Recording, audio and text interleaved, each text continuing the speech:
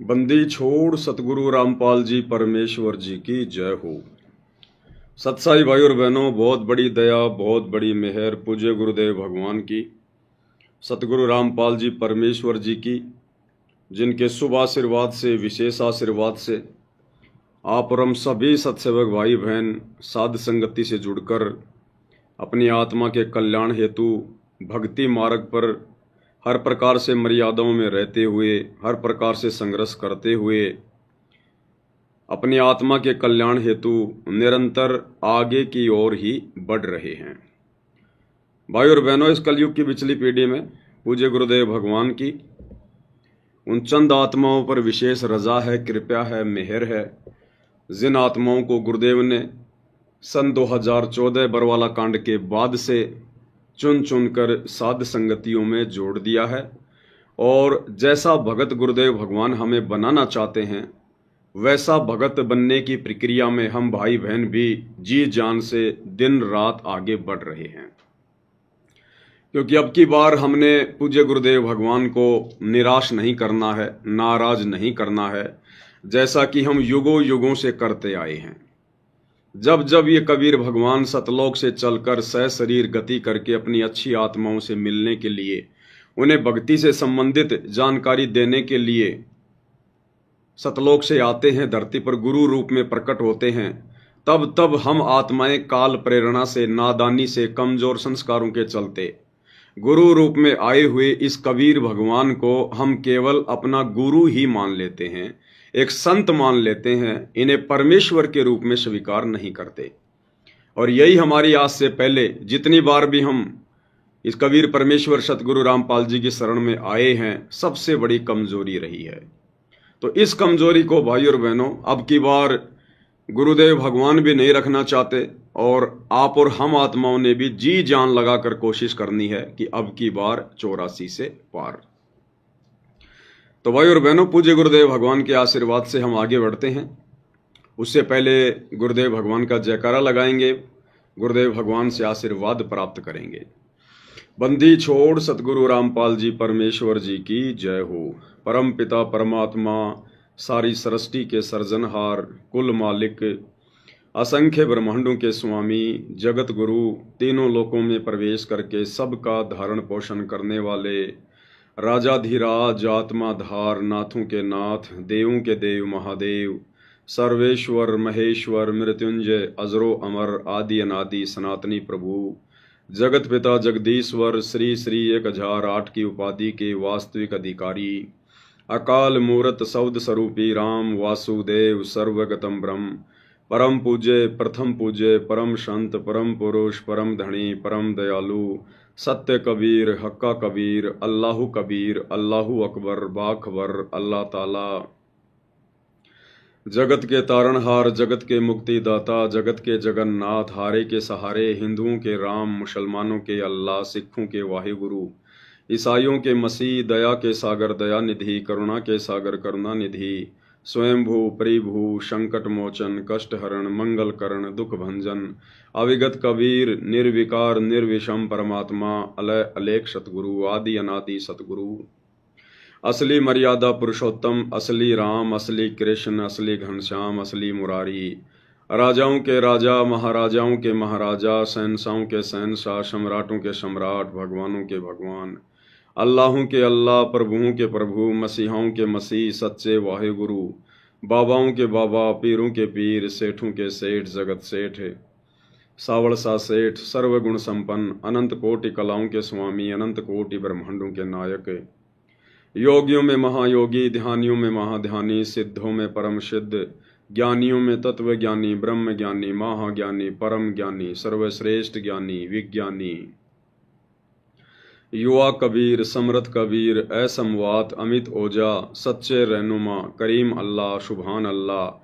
दुनिया के अंतिम पैगंबर, 8 सितंबर 1951 से गांव धनाना, जिला सोनीपत, हरियाणा, भारतवर्ष की पावन भूमि पे प्रकट रियल कल्कि भगवान श्री नारायण साकार हरि, श्री बाबा साहेब, नूर अनंत परमात्मा, सच्चे दरवेश, सच्चे बाखबर, संत शिरोमणि सतगुरु रामपाल जी परमेश्वर जी के चरण कमल में साध संगति से जुड़े हुए देश विदेश से आप और हम सभी सत्सेवक भाई बहनों का अनंत कोटि दंडवत प्रणाम।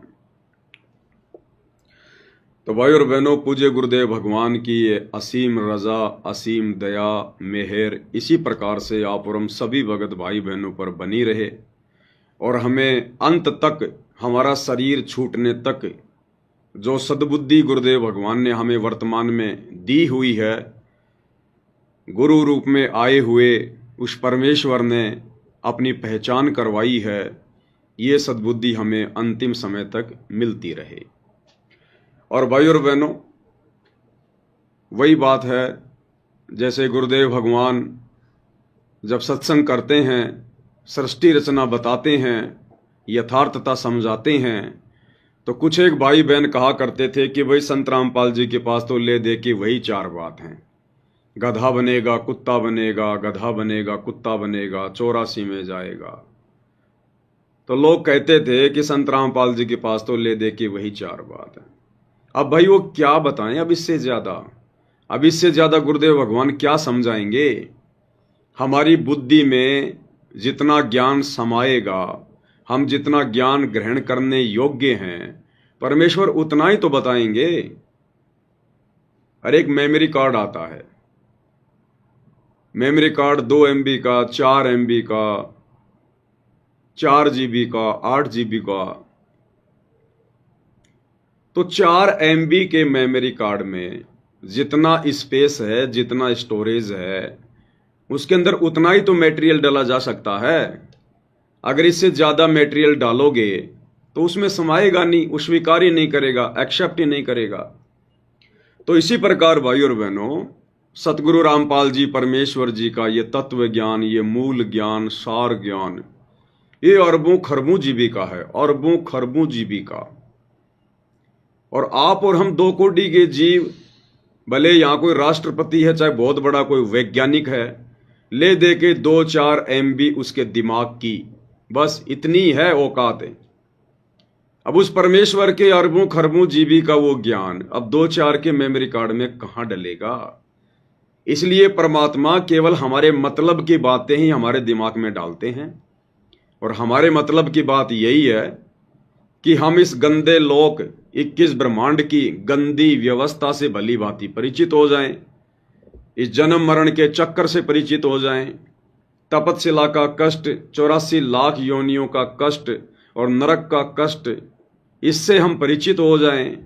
और मनुष्य जन्म क्यों मिला है, हमारा निज घर कहाँ है, हम क्यों इस काल के जाल में फंसकर यहाँ पर असहनीय कष्ट उठा रहे हैं, और अब हमने करना क्या है।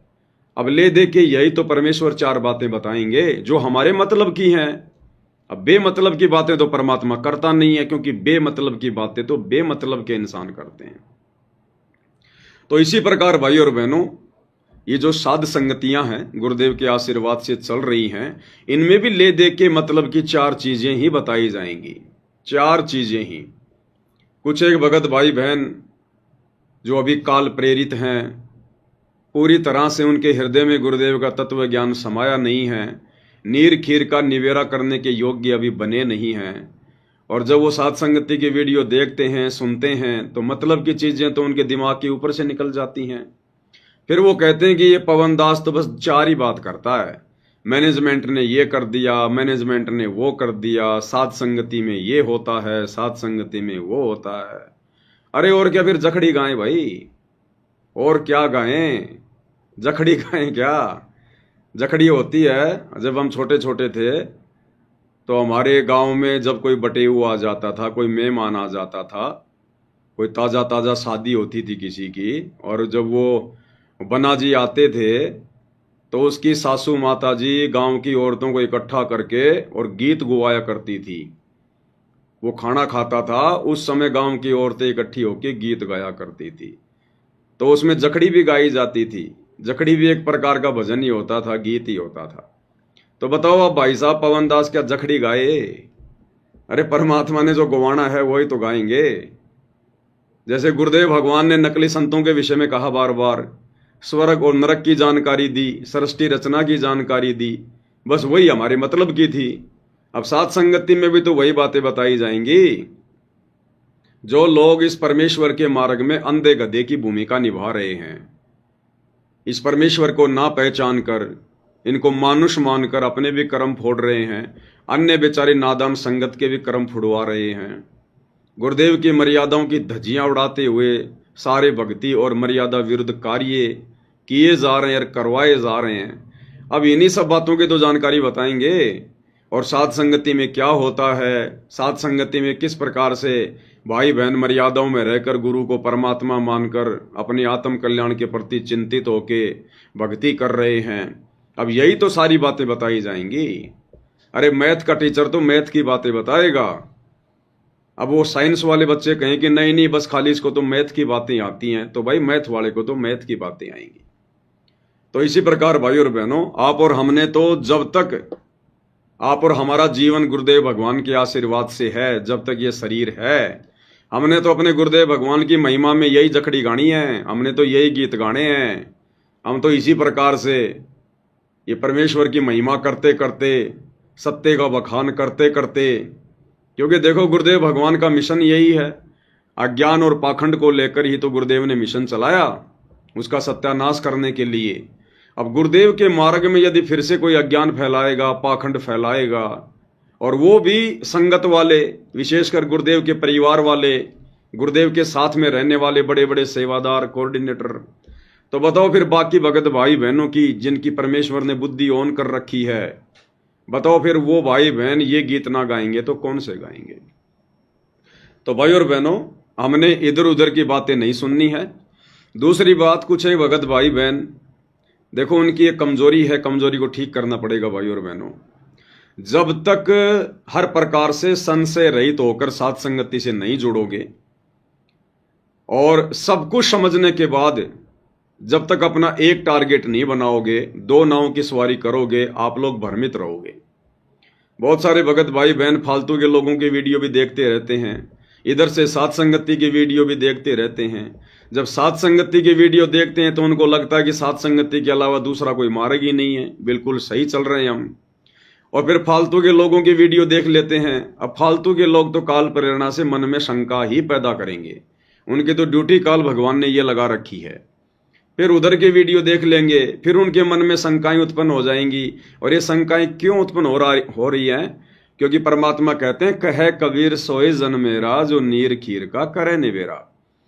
जो भगत अपने गुरुदेव के तत्व ज्ञान से अभी अच्छी तरह परिचित नहीं है, वो फिर दोनों तरफ की बातें सुन के और वो असमंजस में रहता है। और गीता अध्याय 2 श्लोक नंबर 53 को समझाते हुए गुरुदेव ने कहा, उसमें काल भगवान ने अर्जुन से कहा कि अर्जुन, जब तक तरह तरह के वचन सुनकर तेरी बुद्धि एक तत्व पर स्थिर ना होकर भ्रमित रहेगी, डगमग रहेगी, तब तक तो तू योग को भी प्राप्त नहीं होगा, अर्थात तू एक अच्छा योगी भी नहीं बन सकता। योगी यानी भगत। जब तक तरह तरह के लोगों की तरह तरह की बातें सुनकर और तू डगमग वाली स्थिति में रहेगा, उसकी सुनेगा तो उसके जैसी, उसकी सुनेगा तो उसके जैसी, तो परमात्मा कहते हैं बिना पैंदे के लोटे वाली स्थिति होती है उसकी। वो फिर निसंशय होकर भक्ति मार्ग पर आगे नहीं बढ़ सकता। तो पहले ये क्लियर कर लो, कन्फर्म कर लो, जल्दबाजी में साथ संगति से जुड़ना कोई अनिवार्य नहीं है, कोई कंपलसरी नहीं है। पहले हर प्रकार से बाकी हर जगह धक्के खा लो, फिर लो, घूम लो, लोगों से ज्ञान ले लो, जो बेमतलब की बकवादे हैं पहले वो सुन लो ढंग से। और जब तुम्हें लगे कि उनके पास में कुछ भी नहीं है, फालतू की बकवाद है, राग द्वेष ईर्ष्या में सड़ रहे हैं और सिकंदर लोधी की तरह उनको जलन का भयंकर रोग लगा हुआ है, जो सात संगतियों से ईर्ष्या करते हैं, तो पहले भाई उनकी पूरी जानकारी ले लो, पहले उनका ज्ञान ले लो, उसके बाद में फिर सात संगति में आओ। और यहाँ आने के बाद में फिर ड्यूएल मोड में मत चलो, फिर दो नाव की सवारी नहीं चलेगी, फिर नहीं तो दुर्गति होगी फिर आपकी। क्योंकि यहाँ तो ले दे के सतगुरु की महिमा है, गुरुदेव के सत्संगों के आधार से बातें की जाती हैं। अब वो बातें आप लोगों की नहीं समझ में आ रही है तो आप लोगों के कमजोर संस्कार हैं भाई, ये आपकी अपनी बुद्धि का विषय है, इसमें हम कुछ नहीं कर सकते। तो भाई और बहनों, आप और हम सत्सेवकों का जो परमेश्वर ने दया करी है, अपनी महिमा का इस कलयुग की बिचली पीढ़ी में हमें मौका फरमा रहे हैं। आप और हमने तो इसी प्रकार से अपने गुरुदेव भगवान को शीश पर रखकर, उनको प्रथम रखकर और इसी प्रकार उनकी महिमा करते हुए निरंतर आगे की ओर बढ़ना है। तो भाई और बहनों, हमारी सबसे बड़ी कमजोरी जो गुरुदेव ने बताई और अब हमें भी पता चल रही है कि गुरु को इष्ट ना मानने के कारण, गुरु को ही आराध्य देव ना मानने के कारण, गुरु को ही एकमात्र कबीर भगवान ना मानने के कारण आप और हम भाई बहन असंख्य युगों से इसी प्रकार ये मोक्ष वाला मौका चूकते आ रहे हैं। लेकिन अब की बार नहीं चूकना है, हमने सिर धड़की बाजी लगा देनी है। हमें जहां से भी कोई प्रमाण मिलेगा, कोई सबूत मिलेगा जो हमें दृढ़ करेगा, हमारे विश्वास को ऊंचाइयों पर लेकर जाएगा, हम उसका सहारा लेंगे। और हमने अपने गुरुदेव भगवान के प्रति पूर्णतया समर्पित होकर पतिव्रता पद पर रहकर और हमने अपनी भक्ति को और इस मनुष्य जीवन को सफल करना है। तो एक छोटा सा वीडियो है सोशल मीडिया पर दास के सामने आया सतलोक आश्रम का, और इस वीडियो के माध्यम से सतलोक आश्रमों से जुड़े हुए जो बड़े बड़े भगत भाई बहन हैं, जो परम भगत कहलाते हैं, जो आश्रम संचालक हैं, गुरुदेव के बेटा बेटी भाई बंधु रिश्तेदार हैं, बड़े बड़े कोऑर्डिनेटर हैं, उन लोगों को शिक्षा लेनी चाहिए। और ये जितने भी लोग जो पत्रकार बन के घूम रहे हैं, सतलोक आश्रम न्यूज चैनल वाले, जगह जगह इन्होंने ब्रांचें खोल दी हैं, भक्तों के गले में जबरदस्ती वो पत्रकारिता का वो पट्टा डाल दिया है, 1.5 फुट का माइक दे दिया है, बेमतलब की खबरें, वहाँ इतना पानी गिर गया, वहाँ पर रोडें फूट गई, वहाँ पे गड्ढे हो गए, वहाँ पे तेंदुआ मर गया, ये दुनिया भर की फालतू की खबरें ये लोग खाली व्यूज प्राप्त करने के लिए दुनिया वालों की तरह डालते रहते हैं। खुद का भी समय बर्बाद कर रहे हैं पत्रकार बनकर, और अन्य भगत भाई बहनों का भी अनमोल समय बर्बाद कर रहे हैं। तो भाई ये पत्रकार बनना रहने दो, पहले भगत बन लो अच्छे से। भगत बनकर भक्ति करने से हमारा आत्म कल्याण होगा, ये झूठी पत्रकारिता के चक्कर में पड़ने से कुछ नहीं मिलेगा। एक एक श्वास की कीमत गुरुदेव भगवान ने समझाई है। कहता हूं कहीं जात हूं, कहूं बजाकर ढोल, और श्वास जो खाली जात है ये 3 लोक का मोल। और तुम इस अनमोल श्वास को सारा दिन फोकट में, फालतू में, दुनिया भर की ऊट पटांग खबरें दिखा दिखा के, सा न्यूज चैनल पे डाल डाल के अपना भी बेड़ा गर्क कर रहे हो और भक्तों का भी बेड़ा गर्क करवा रहे हो। तो ये सतलोक आश्रम का एक छोटा सा वीडियो है, एक छोटा सा भगत जी है। अब देखो, जब परमात्मा प्रेरणा करते हैं, जब परमेश्वर की दया होती है तो भाई और बहनों इस प्रकार से होती है। ये छोटा सा बच्चा एक बहुत बड़ा संदेश दे रहा है, बहुत बड़ा संदेश।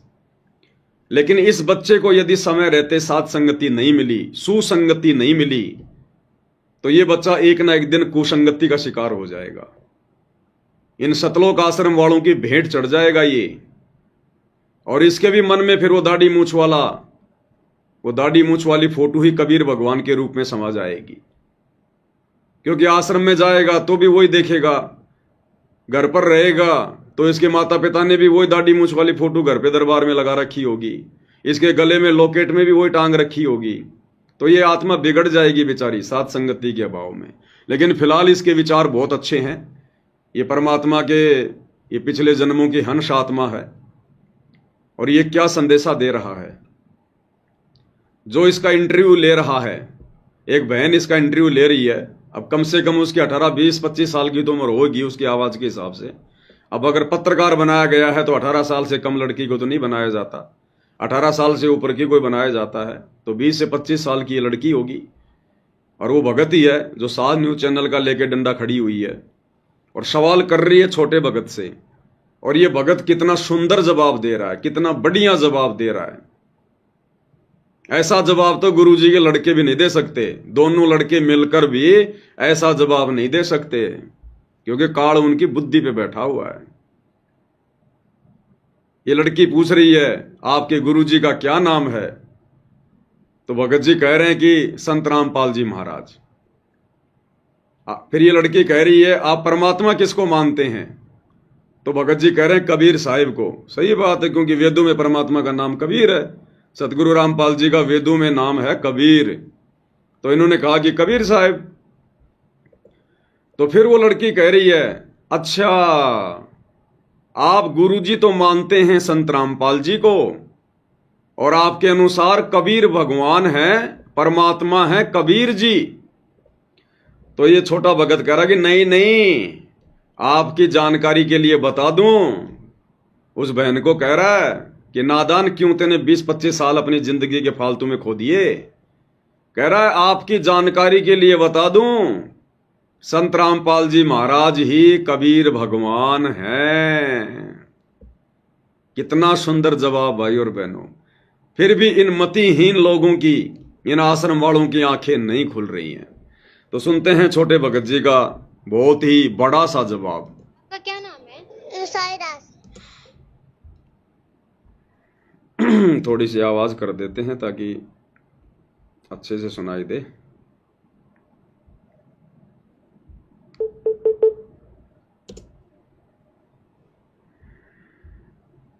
आपका क्या नाम है?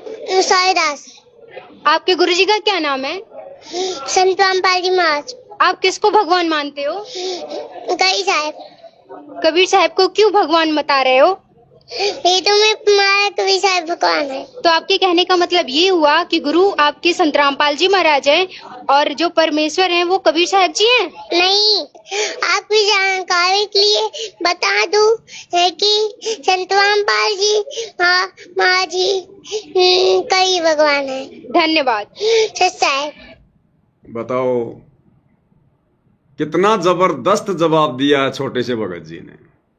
और वो 25 साल की होकर भी उसके दिमाग में ये बात नहीं घुस रही है। कुसंगति का शिकार है और दुनिया के लिए समाचार डालते हैं रोजाना, पत्रकार बन के बैठी हुई है। कितना प्यारा जवाब दे रहा है। उल्टा सवाल कर रही है कि आपके अनुसार, आपके कहने का मतलब है कि संत रामपाल जी तो आपके गुरु जी हैं और परमात्मा कबीर साहिब हैं। तो भगत जी कह रहे हैं नहीं नहीं, आपकी जानकारी के लिए बता दूं कि नादान तूने क्या समझा, 25 साल हो गई तेरे को डले ढोए तूने फालतू में, इन आश्रमों में खा खा के लड्डू जलेबी बन गई तू पत्रकार। सतगुरु रामपाल जी खुद ही कबीर भगवान हैं, खुद ही कबीर भगवान। अब भाई और बहनों, ऐसी आत्माएं मोक्ष प्राप्त करेंगी। ये है वो परमात्मा की विशेष आत्माएं, मिन्नी सतलोक से आई हुई आत्माएं। लेकिन काल ने इन सबको वर्तमान में लपेटे में ले रखा इनके माता पिता के माध्यम से। अगर इस आत्मा को समय रहते साथ संगति नहीं मिली तो ये भी उनके जैसे ही हो जाएगी, उनके जैसे ही। क्योंकि गुरुदेव ने कबीर सागर के सरलार्थ में साफ साफ लिखा हुआ है कर्म बोध के अंदर कि परमात्मा की भक्ति मिलना तो जीव के संस्कार हैं। मान लीजिए आपको सच्चे गुरु की भक्ति मिल गई, सच्चे परमात्मा की भक्ति मिल गई, उसके बाद में सुसंगति और कुसंगति का बहुत बड़ा रोल है, बहुत बड़ा रोल। सच्चे गुरु की शरण भी मिल गई और यदि साथ संगति नहीं मिली, सुसंगति नहीं मिली, तो भी आप आत्म कल्याण नहीं करवा पाएंगे। तो फिलहाल इस परमेश्वर की हंस आत्मा को इन सतलोक आश्रम वालों की कुसंगति प्राप्त है। और अगर समय रहते भाई और बहनों इस आत्मा को साथ संगति नहीं मिली तो ये भी धीरे धीरे लड्डू जलेबी बर्फी के चक्कर में उधर ही बह जाएगा भावनाओं में। लेकिन अभी तो बहुत छोटी आत्मा है, परमात्मा आ लेंगे तब तक तो अपनी आत्माओं को संभालने के लिए इनके जाल में ज्यादा नहीं फंसने देंगे परमेश्वर। तो कितना सुंदर जवाब, कितना अच्छा जवाब एक बार फिर से सुनते हैं भाई और बहनों। आप पर हमारा विश्वास दृढ़ होगा। और ये इस प्रकार के इंटरव्यू भाई और बहनों परमात्मा प्रेरणा करके दिलवाते हैं गुरुदेव भगवान। उन आश्रम वालों की तो फिर भी आंखें नहीं खुलेंगी, उसने तो करके धन्यवाद चलती बनी। और एक छोटा सा संदेशा परमात्मा ने आप और हमारे तक पहुंचा दिया कि हम साथ संगति वाले भाई बहन जिस रास्ते पर चल रहे हैं यही परमेश्वर का असली रास्ता है। यानी गुरु को परमात्मा माने बिना तो भक्ति शुरू भी नहीं होती है, शुरू भी। भले आप अपने अंदर चाहे सार नाम लेकर, सार शब्द लेकर कितने बड़े भगत बने फिरो, गुरु को परमात्मा माने बिना तो भक्ति शुरू भी नहीं होती है। आपका क्या नाम है? साईदास। आपके गुरुजी का क्या नाम है? संत रामपाल जी महाराज। आप किसको भगवान मानते हो? कई साहब। कबीर साहब को क्यों भगवान बता रहे हो?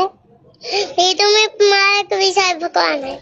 इन्होंने दाढ़ी मूछ वाली फोटो को नहीं कहा कबीर साहब, उसने सवाल क्या किया कि आप परमात्मा किसको मानते हो, तो कबीर साहब।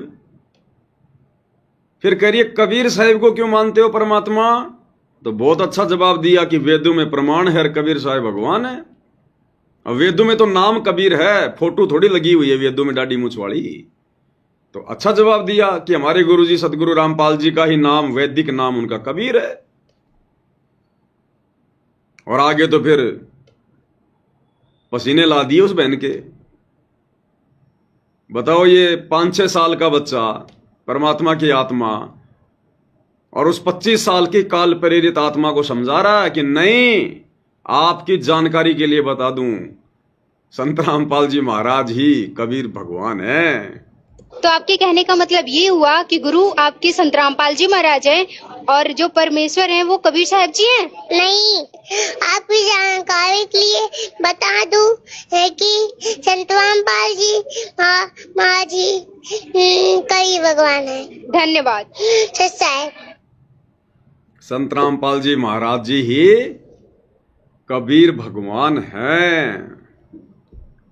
यही थे, यही हैं और यही रहेंगे।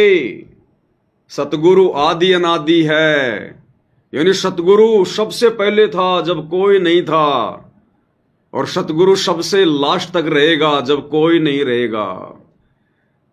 सतगुरु आदि अनादि है और सतगुरु मध्य है मूल।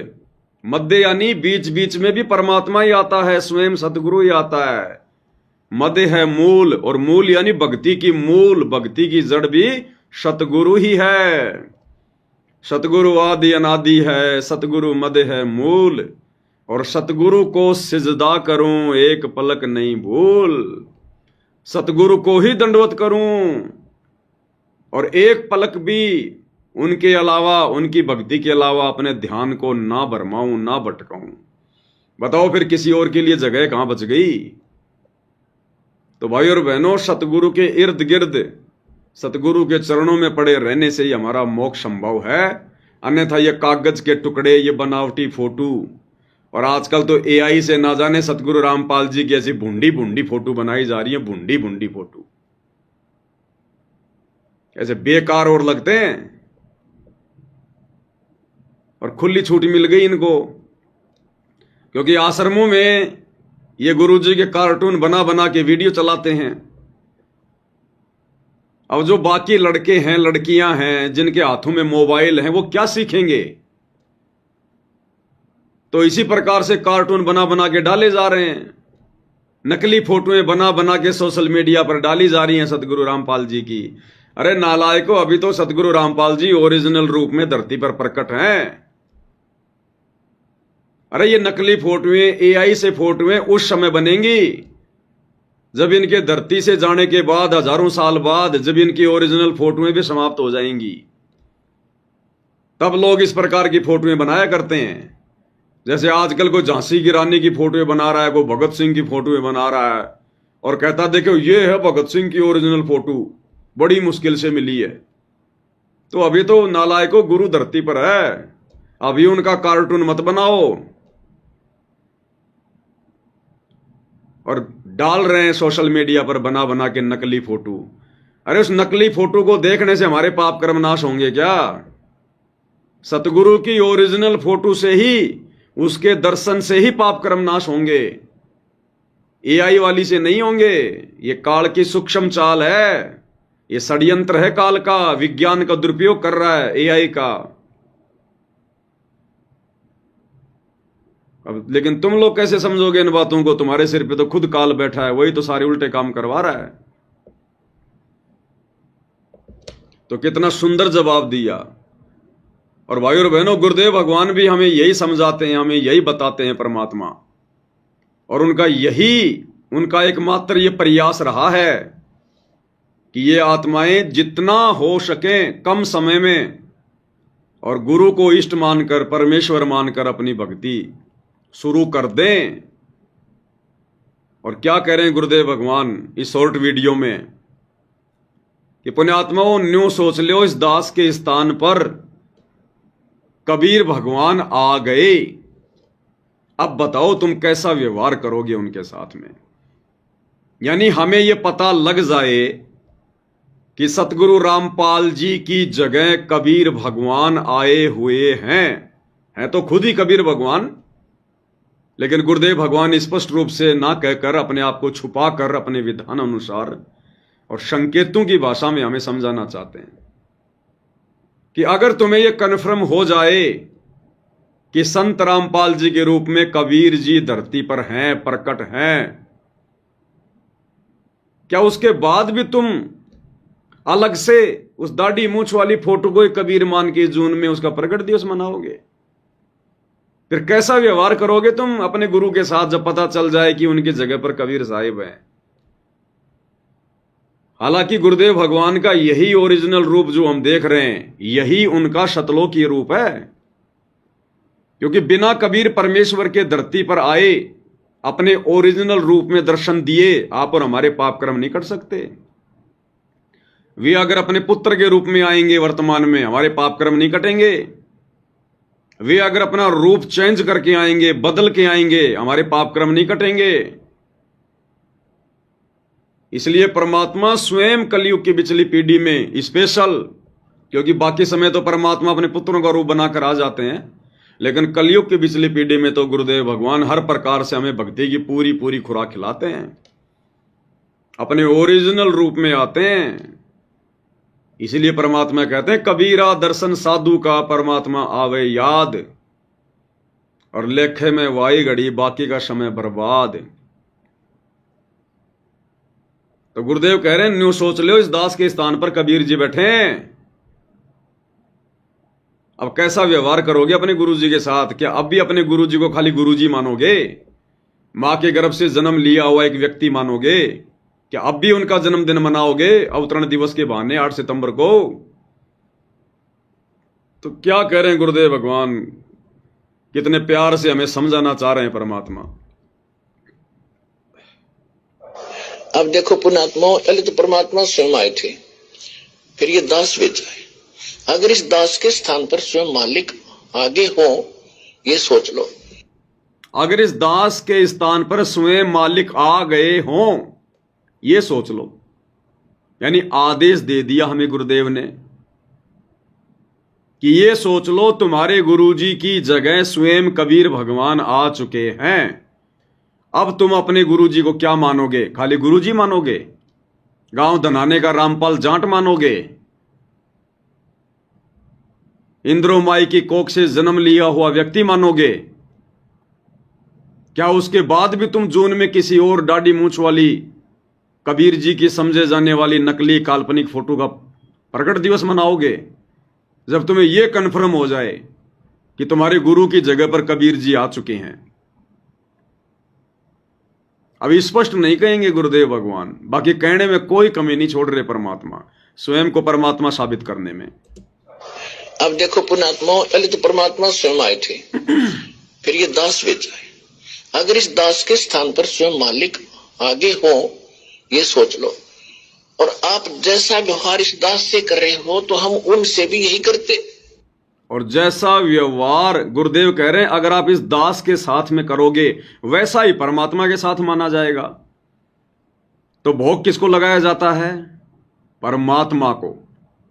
तो गुरुजी को भोग लगाएंगे तो गुरुजी के ही अनुसार वो किसको माना जाएगा? परमात्मा को।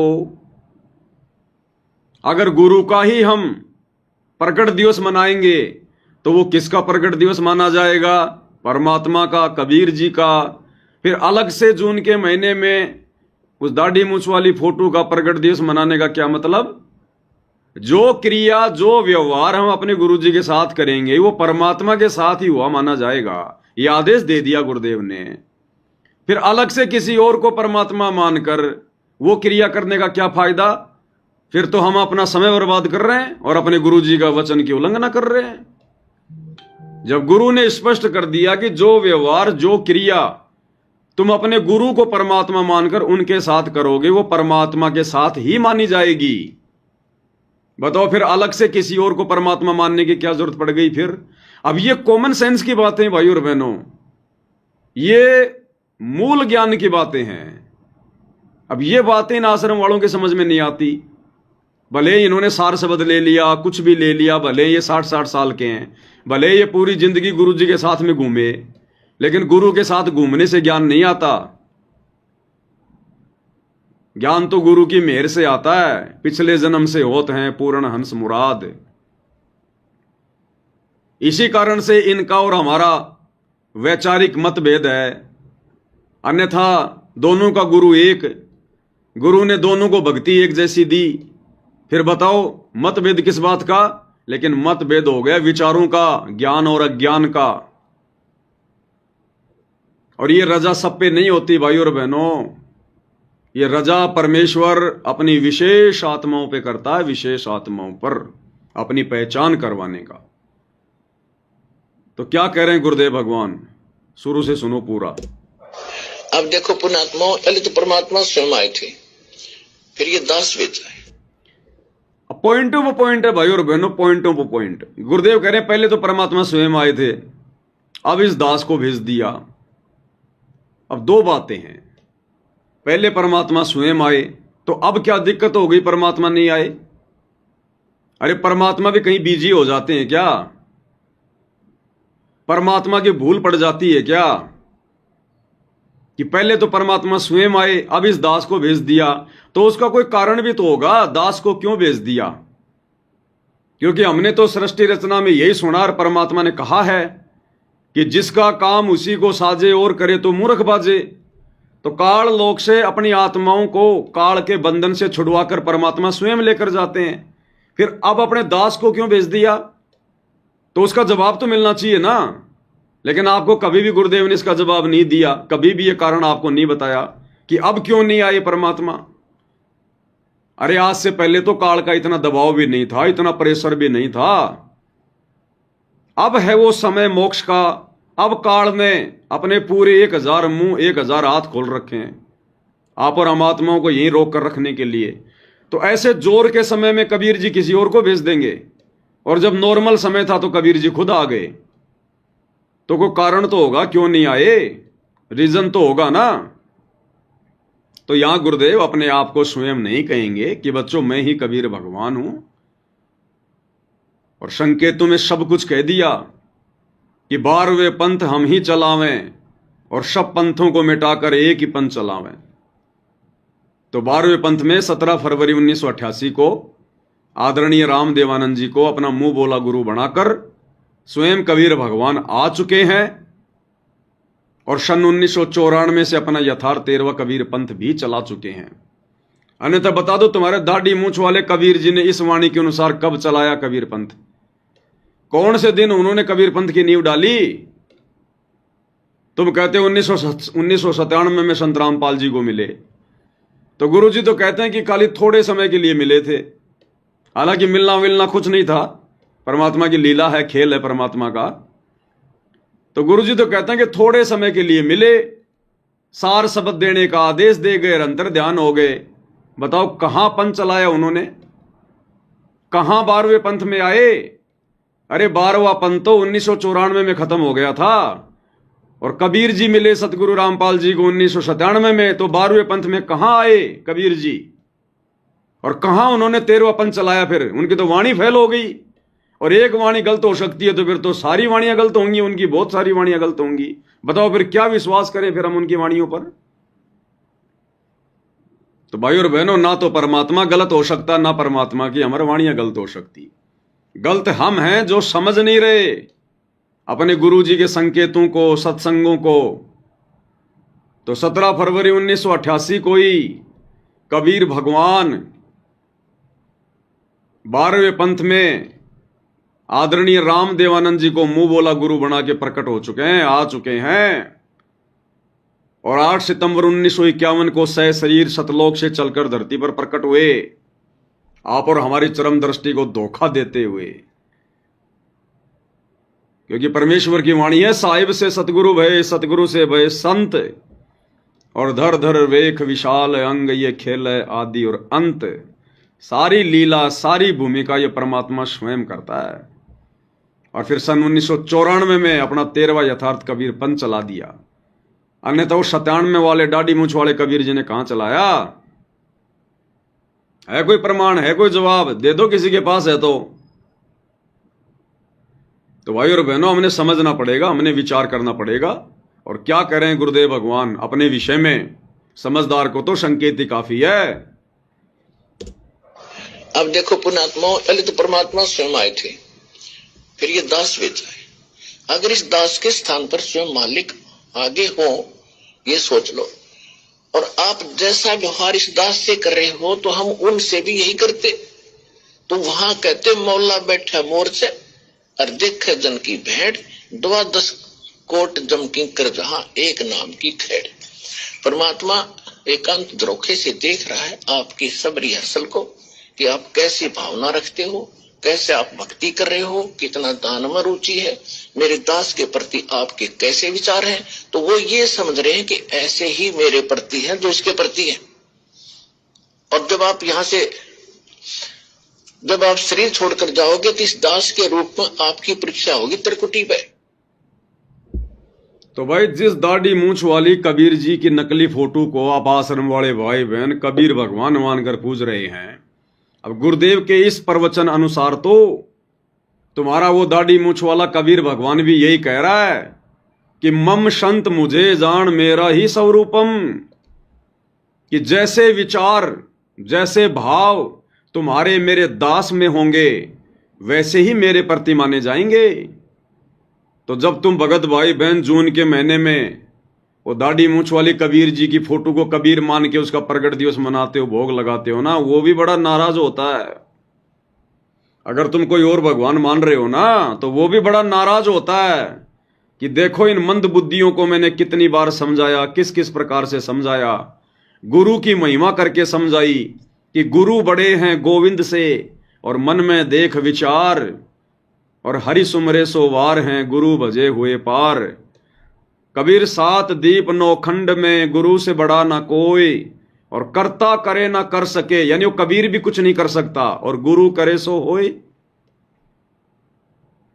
तो तुम्हारे अनुसार यदि कोई और दाढ़ी मूंछ वाला कबीर सतलोक में बैठा है तो तुम्हारी इन भक्ति इन क्रियाओं से, यानी गुरु को छोड़कर जो तुम दाढ़ी मूंछ वाले फोटो को कबीर भगवान मान बैठे हो, तुम्हारा वो कबीर भगवान भी तुमसे बेहद नाराज है, बेहद नाराज। तो अंत में अगर मुक्ति प्राप्त करनी है तो गुरु को परमेश्वर के रूप में हृदय से स्वीकार करना पड़ेगा। और यही बात 650 साल पहले जब सतगुरु रामपाल जी परमेश्वर कबीर नाम से बनारस के काशी में आए थे, लहरतरा तालाब पर शिशु रूप में प्रकट हुए, 120 वर्ष तक परमेश्वर ने लीला की। उस समय धर्मदास जी को भी शंका हो गई थी। धर्मदास जी को परमात्मा ने बताया कि आगे चल के तो बहुत खराब समय आएगा, घोर कलयुग आएगा, और उस समय मैं अपनी आत्माओं को पार करूंगा, सतलोक लेकर जाऊंगा, तेरे वंशजों को भी पार करूंगा धर्मदास। तो धर्मदास के मन में शंका उत्पन्न हो गई कि हे परमात्मा, अब वर्तमान में ही कितना घोर कलयुग है और मुझ नीच को समझाने में आपको कितना प्रयास करना पड़ा, और आप कह रहे हो 650 साल आगे तो बहुत घोर जो है वो कलयुग आ जाएगा। तो उस समय आप कैसे पार करोगे जब आज ही आपकी कोई बात नहीं मान रहा। तो परमात्मा ने कहा कि तेरे ताई साची बता दूं, उस समय मैं खुद ही चल कर जाऊंगा, क्योंकि धर्मदास को शंका हो गई थी कि आपका दास कैसे पार करेगा किसी को। आप कह रहे हो मैं अपना दास भेजूंगा, अपनी आत्मा भेजूंगा, तो आज आपकी बात नहीं सुन रहे, और उस समय तो घोर समय होगा, आपके दास की कौन सुनेगा। तो कबीर जी ने कहा कि धर्मदास मैं तेरे से सच्ची बात बता देता हूं, उस समय मैं खुद ही जाऊंगा। और फिर परमात्मा कह रहे हैं कि काल के आगे परमात्मा ने थोड़ा सा भेद रखा था कि मेरा दास जाएगा, क्योंकि काल नहीं समझ सकता था ये बात है, क्योंकि वो तो उस समय जोगजीत रूप में अपना भाई मान रहा था उनको।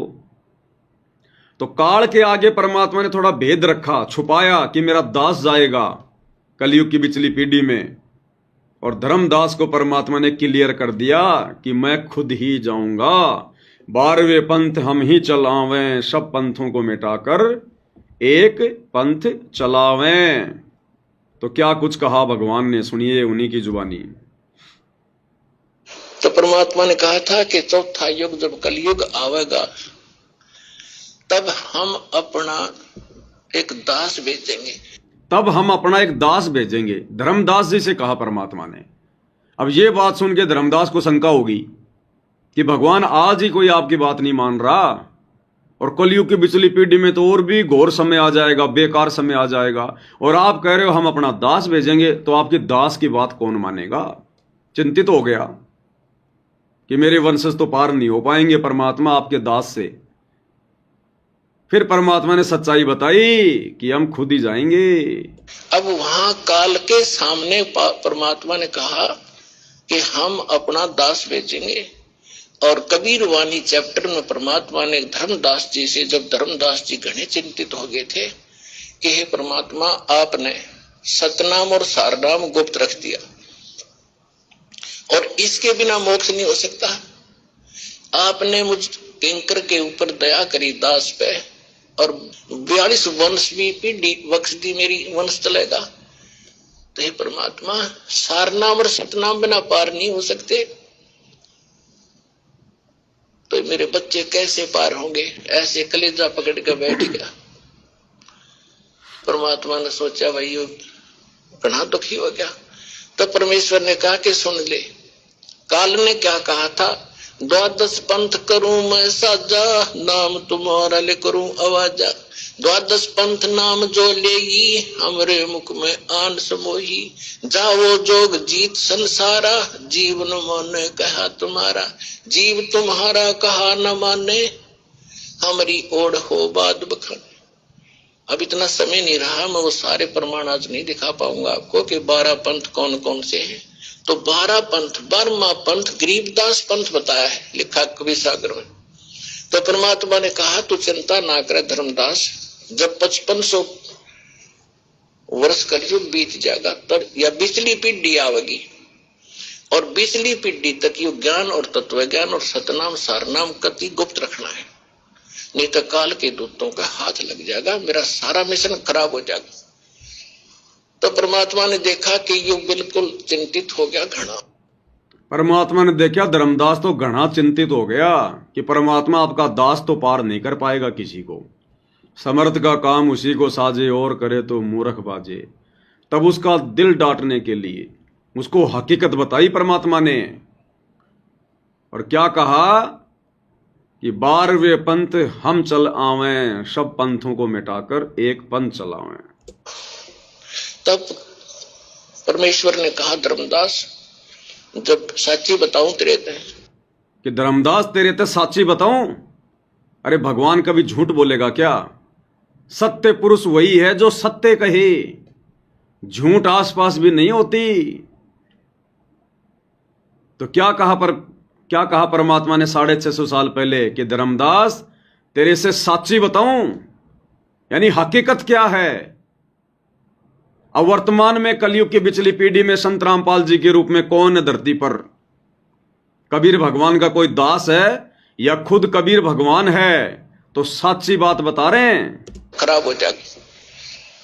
तो परमात्मा ने देखा कि ये बिल्कुल चिंतित हो गया घना। तब परमेश्वर ने कहा धर्मदास, जब साची बताऊं तेरे ते। तब धर्मदास ने कहा कि भगवान आज कितना अच्छा समय है, कलयुग स्टार्ट है सन 1398 में और 1512 तक, और आज भी लोग ना मानते, और आप कह रहे हो अगर भयंकर कलयुग पैदा कर देगा, काल ऐसा जुल्म कर देगा, हाहाकार मच जाएगी, इंसान कृतघ्नी हो जाएंगे, तो उस समय कैसे पार होंगे। आज तो आप भी विद्वान हैं और फिर भी ना मान रहे ये लोग।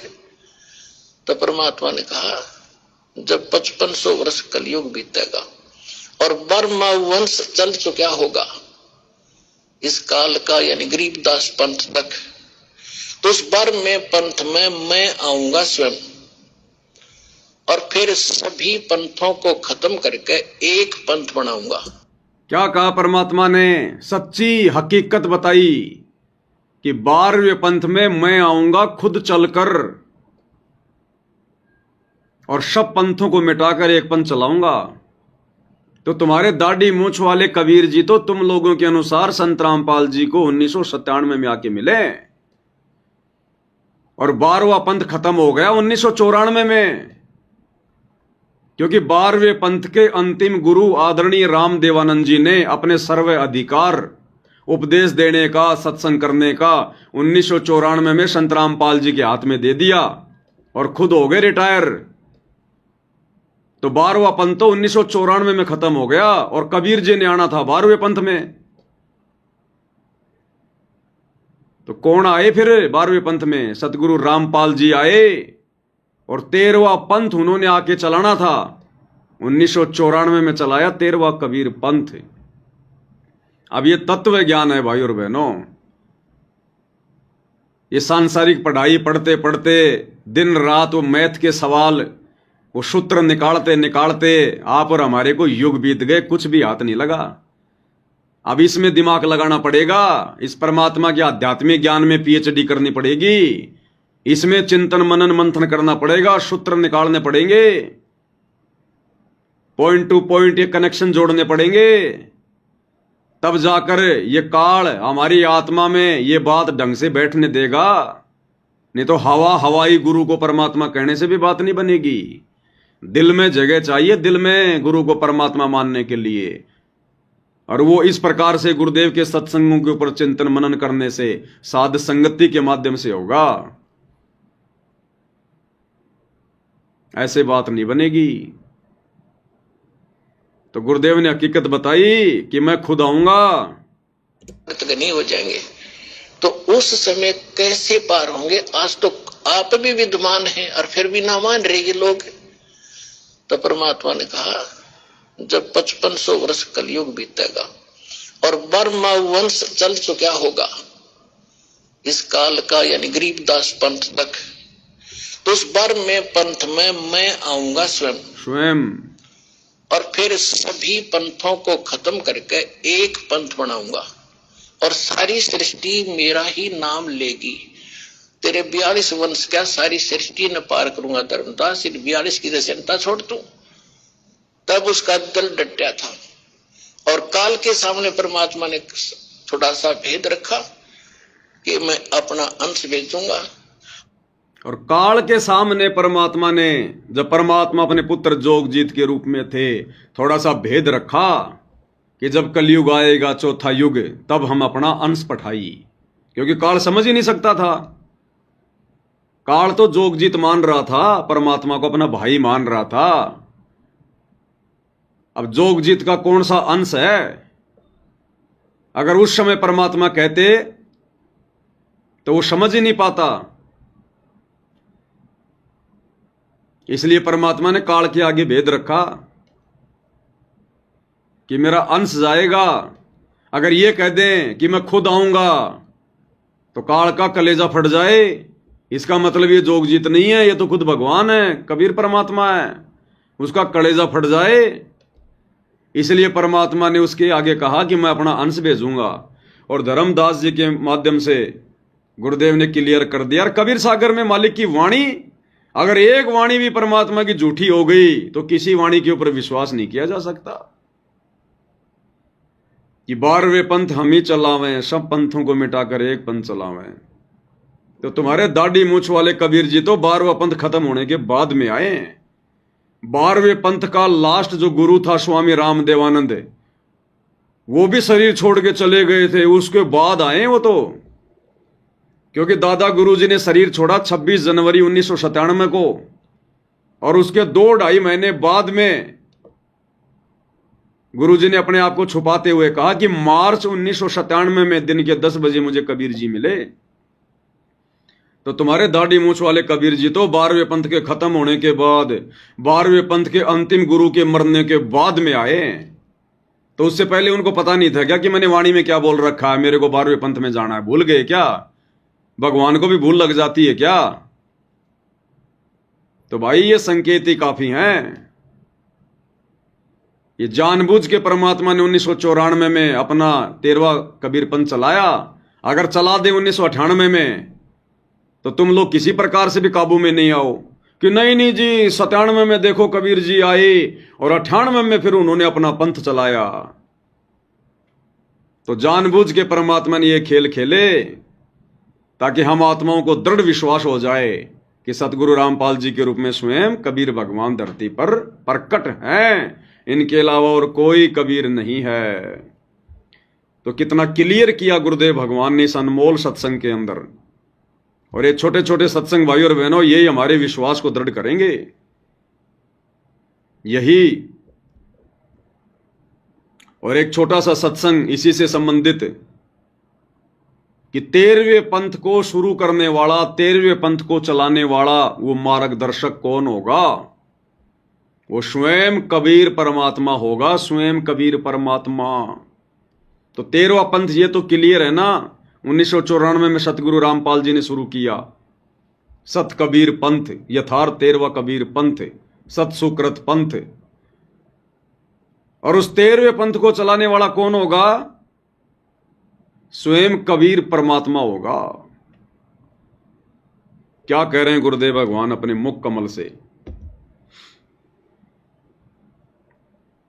और वो जो मार्गदर्शक होगा वो समान दृष्टि से, सबको एक दृष्टि से, एक स्वभाव से, वो जो मार्गदर्शक होगा वो सबको समान दृष्टि से, एक दृष्टि से देखेगा। कौन मार्गदर्शक? भाई मार्गदर्शन कौन कर रहे हैं? अरे तुम्हारे दाढ़ी मूंछ वाले कबीर जी तो कहीं दिखाई नहीं दे रहे, वो तो किसी का मार्गदर्शन कर ही नहीं रहे। बताओ सन 1993 से सत्संग करके मार्गदर्शन कौन दे रहे हैं दुनिया को? सन 1994 से नाम उपदेश देकर, सतनाम देकर, सारनाम देकर दुनिया का आत्म कल्याण कौन कर रहे हैं? मार्गदर्शन कौन कर रहे हैं? मार्गदर्शक की भूमिका कौन निभा रहे हैं? सतगुरु रामपाल जी या तुम लोगों के अनुसार वो दाढ़ी मूंछ वाला कबीर? तो यहां उस मार्गदर्शक की बात हो रही है। और मार्गदर्शक वो होता है जो आध्यात्मिक मार्गदर्शन करे। और वो कैसे करेगा? शास्त्रों के आधार से करेगा। 5वें वेद, सूक्ष्म वेद को खोल के बताएगा, सत्संग के माध्यम से करेगा। तो ये काम कौन कर रहा है? मार्गदर्शन वाला सतगुरु रामपाल जी या दाढ़ी मूंछ वाले कबीर जी? तो उसी मार्गदर्शक के बारे में बात हो रही है, यानी सतगुरु रामपाल जी के बारे में। और वो मार्गदर्शक कौन होगा? और वो जो मार्गदर्शक होगा वो समान दृष्टि से, सबको एक दृष्टि से, एक स्वभाव से, एक भाव से व्यवहार करेगा। और वो समर्थ सत कबीर होगा। बोलो सतगुरुदेव।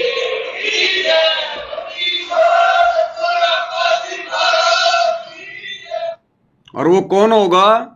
वो समर्थ सत्य कबीर ही होगा। तो कौन है वर्तमान में कबीर धरती पर?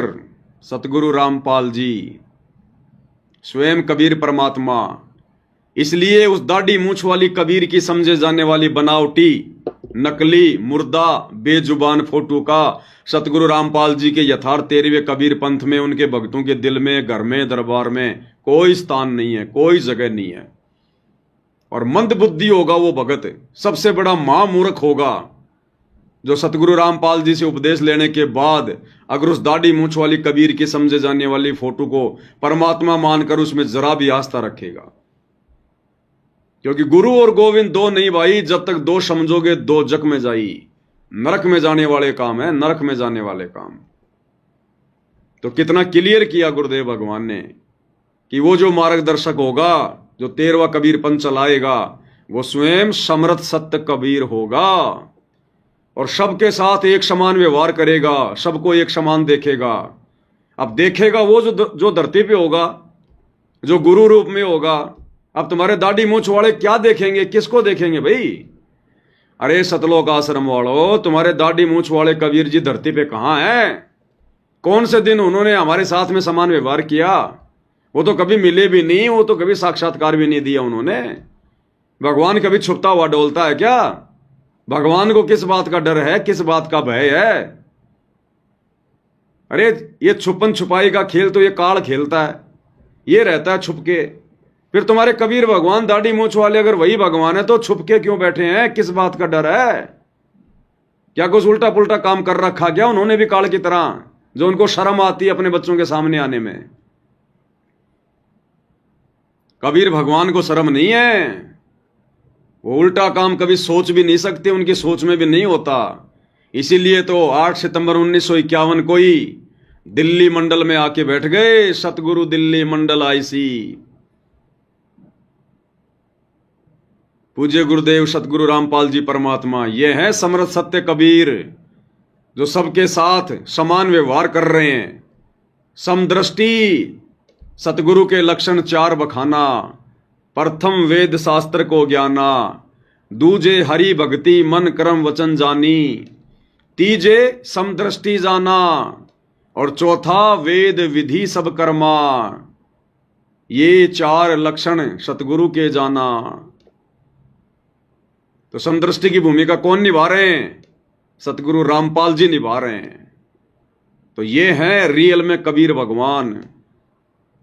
और इनके अलावा अगर किसी और में जरा भी आस्था रख ली, as a God, as a परमात्मा,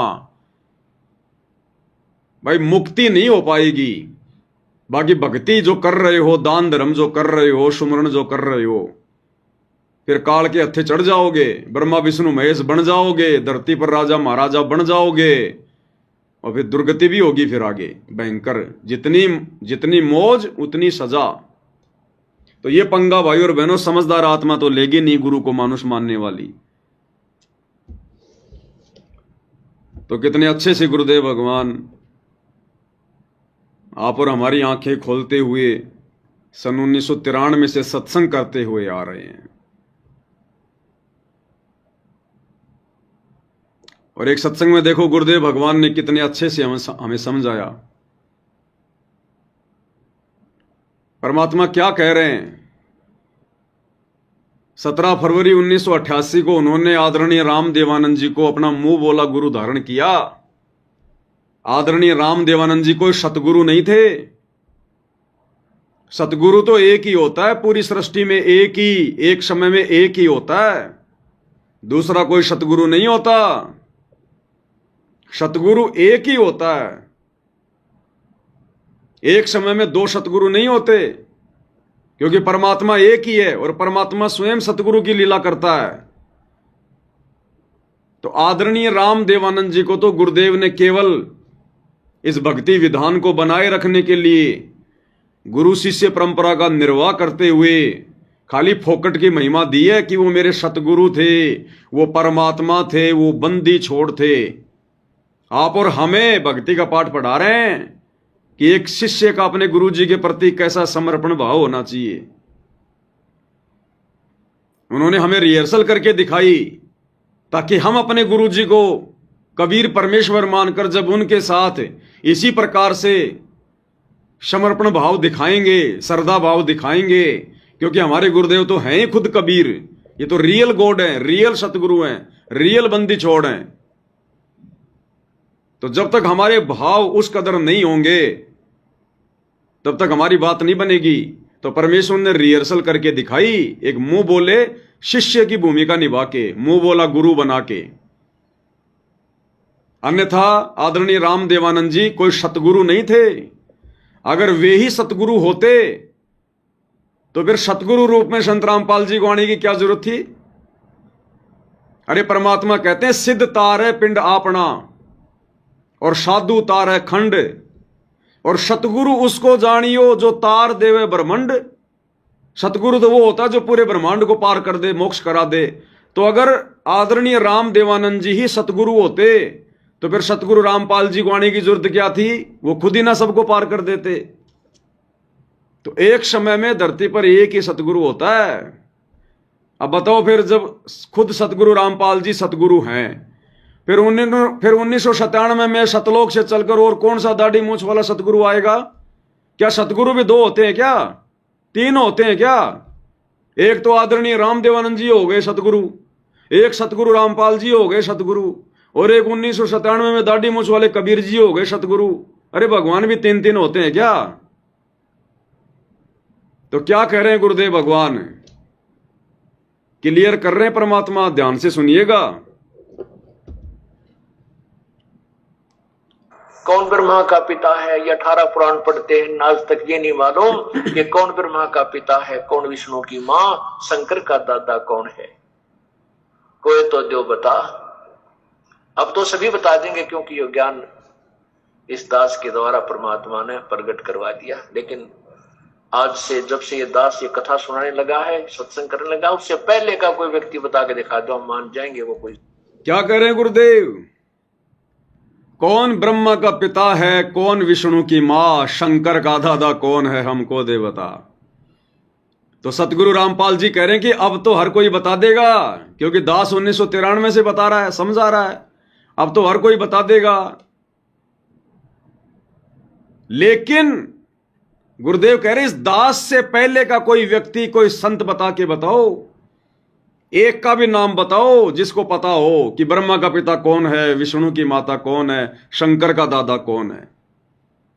क्या कह रहे हैं गुरुदेव? शब्दों पे ध्यान देना। इस दास से पहले का कोई संत बताओ। तो सतगुरु रामपाल जी से पहले वाले संत तो भाई उनके गुरुजी थे। अरे सतगुरु रामपाल जी से पहले तो उनके गुरुजी थे ना संत। तो गुरुजी ने तो उनको भी रिजेक्ट कर दिया कि इससे पहले का कोई संत बताओ, तब हम मान जाएंगे। और सतगुरु ने कह दिया तो कह दिया, फिर कोई नहीं हो सकता। तो क्लियर कर दिया गुरुदेव ने कि इस दास से पहले का कोई संत बताओ जो ये बातें जानता हो, जो ये तत्व ज्ञान जानता हो। तो गुरुदेव ने खुद अपने गुरुजी को भी रिजेक्ट कर दिया, क्योंकि गुरुजी से पहले तो संत उनके गुरुजी थे ना, उनको भी रिजेक्ट कर दिया ये कह के कि इस दास से पहले का कोई संत बताओ, हम मान जाएंगे। अब बताओ भाई और बहनों, फिर दादा गुरुजी के पास में सार नाम कहां से आ गया, सार शब्द कहां से आ गया? भाई जिनको ज्ञान संपूर्ण नहीं, जिनको ज्ञान पूरा नहीं, उनके पास में सार शब्द कहां से आ जाएगा? इसलिए दास बार बार कहता है, हमारे दादा गुरुजी को स्वयं सतगुरु रामपाल जी ने सार नाम दिया, सार शब्द दिया। उनके पास में नहीं था सार नाम, सार शब्द। जो गुरुदेव अपने आप को छुपा के कहते हैं ना कि मेरे पूज्य गुरुदेव जी ने मुझे सार नाम दिया, अरे उनको तो ज्ञान भी पूरा नहीं था, खुद गुरुजी रिजेक्ट कर रहे हैं। और जिसके पास ज्ञान पूरा नहीं हो उसके पास में सार नाम कहां से आ जाएगा? तो ये परमात्मा स्वयं सार शब्द है। इनको किसी से सार शब्द लेने की जरूरत नहीं पड़ती, ये स्वयं जगत गुरु है। अरे हम गुरु जी को जगत गुरु कहते हैं ना, तो जगत गुरु कौन होता है? जगत गुरु वो नहीं होता जो किसी को गुरु बना के पहले ज्ञान ले, फिर आगे ज्ञान समझाए और जगत गुरु की उपाधि प्राप्त करे। फिर वो काहे का जगत गुरु? अरे फिर काहे का जगत गुरु? फिर जगत गुरु तो वो हो गया जिससे सतगुरु रामपाल जी ने ज्ञान लिया, यानी आदरणीय रामदेवानंद जी हो गए जगत गुरु। जगत गुरु परमेश्वर को कहा जाता है। जाति हमारी जगत गुरु, परमेश्वर है पंथ, और गरीब दास लिखित पड़े मेरा नाम निरंजन कंत। तो जगत गुरु वो होता है जो जगत को ज्ञान देता है, ना कि जगत वालों से ज्ञान लेके फिर आगे ज्ञान देता है। तो नादानों, हम जो अपने गुरुदेव को जगत गुरु कह रहे हैं ना, तो जगत गुरु की भी परिभाषा हमें अच्छे से समझ में आनी चाहिए। जगत गुरु कभी किसी को गुरु बना के उससे ज्ञान लेके फिर आगे जगत गुरु नहीं कहलाता। इससे स्पष्ट होता है कि सतगुरु रामपाल जी ने केवल अपना मुंह बोला गुरु बनाया था उनको, आदरणीय रामदेवानंद जी को। उनके पास में कोई सार नाम, कोई सार शब्द नहीं था। उनको तो खुद सार नाम की भूख थी, भूख। सतनाम भी नहीं था उनके पास में, सतनाम भी। उनको सतनाम भी सतगुरु रामपाल जी ने दिया। तो क्या कह रहे हैं गुरुदेव भगवान कि इस दास से पहले का कोई संत बता दो जिसको ये ज्ञान हो। तो गुरुजी से पहले तो उनके गुरुजी संत थे, क्या उनको भी ज्ञान नहीं था? नहीं था। केवल परमात्मा ने उनको निमित्त बना रखा था। आदरणीय गरीबदास जी से लेकर आगे धीरे धीरे धीरे धीरे इस पंथ को यहां तक लेकर आना, ये कड़ी से ये कड़ी जोड़ना, गुरु परंपरा को बनाए रखना। अन्यथा ये दूसरे नकली ये पंथ वाले, ये कबीर पंथी, ये सतगुरु रामपाल जी को बोलने नहीं देते कि कहां है तुम्हारी गुरु परंपरा, कब से चली आ रही है तुम्हारी ये गुरुआई। संत रामपाल जी तो निगुरा है। आप और हमारे मन में सौ शंका पैदा कर देते। इसलिए सतगुरु रामपाल जी ने उस प्यारी आत्मा को, आदरणीय राम देवानंद जी को खाली निमित्त बनाया। 12वें पंथ में गुरु पदवी देकर, संत की पदवी देकर, और अपनी वाणी के अनुसार फिर 12वें पंथ में उनको स्वयं आना था तो स्वयं चलकर आ गए सतगुरु रामपाल जी, और सारे अधिकार छीन लिए फिर उनसे कि प्यारी आत्मा तेरा काम पूरा हुआ, अब आप आराम करो, विश्राम करो, बैठ के भक्ति करो, जो आपको नाम दे दिया सतनाम सारनाम। अरे गुरुदेव ने कहा ना कि सन 1994 से पहले इस दास ने एक आदि आत्मा को सार नाम दिया था। वो भी आपको सुनाएंगे सत्संग अभी। वो एक आदि आत्मा वही थी, आदरणीय राम देवानंद जी। तुम्हारे दाढ़ी मूछ वाले कबीर जी के 1997 में सतगुरु रामपाल जी से मिलने से पहले तो सतगुरु रामपाल जी ने सार नाम भी दे दिया था दादा गुरु जी को। वो आगे दिखाएंगे आपको, पहले ये सुनो जिसमें क्या कह रहे हैं गुरुदेव कि कौन ब्रह्मा का पिता है, कौन विष्णु की मां, शंकर का दादा कौन है, हमको दे बता। अब गुरुदेव कह रहे अब तो हर कोई बता देगा इस दास से सुनकर। इस दास से पहले का कोई संत बताओ तो मान जाएंगे हम। तो दादा गुरु जी भी रिजेक्ट कर दिए गुरुदेव ने, रिजेक्ट, कि उनको भी मूल ज्ञान नहीं था। संत था यहाँ पर। कौन ब्रह्मा का पिता है, ये 18 पुराण पढ़ते हैं, आज तक ये नहीं मालूम कि कौन ब्रह्मा का पिता है, कौन विष्णु की मां, शंकर का दादा कौन है। कोई तो जो बता। अब तो सभी बता देंगे क्योंकि ये ज्ञान इस दास के द्वारा परमात्मा ने प्रकट करवा दिया। लेकिन आज से जब से ये दास ये कथा सुनाने लगा है, सत्संग करने लगा, उससे पहले का कोई व्यक्ति बता के दिखा दो, हम मान जाएंगे वो कोई संत था यहाँ पर। न तो ये सा संत था केवल परमात्मा को छोड़ के, जो कबीर परमात्मा आए थे, या उनसे सीधे संबंधित संत। जैसे क्या कह रहे हैं गुरुदेव, उस कबीर परमात्मा को छोड़कर और उनसे मिले हुए जो संत हैं उनको छोड़कर। और गुरुदेव कह रहे 7 संतों मुझे ध्यान है, 7 संतों का तो मेरे पास में प्रमाण है जिनको कबीर जी मिले, ये मूल ज्ञान दिया।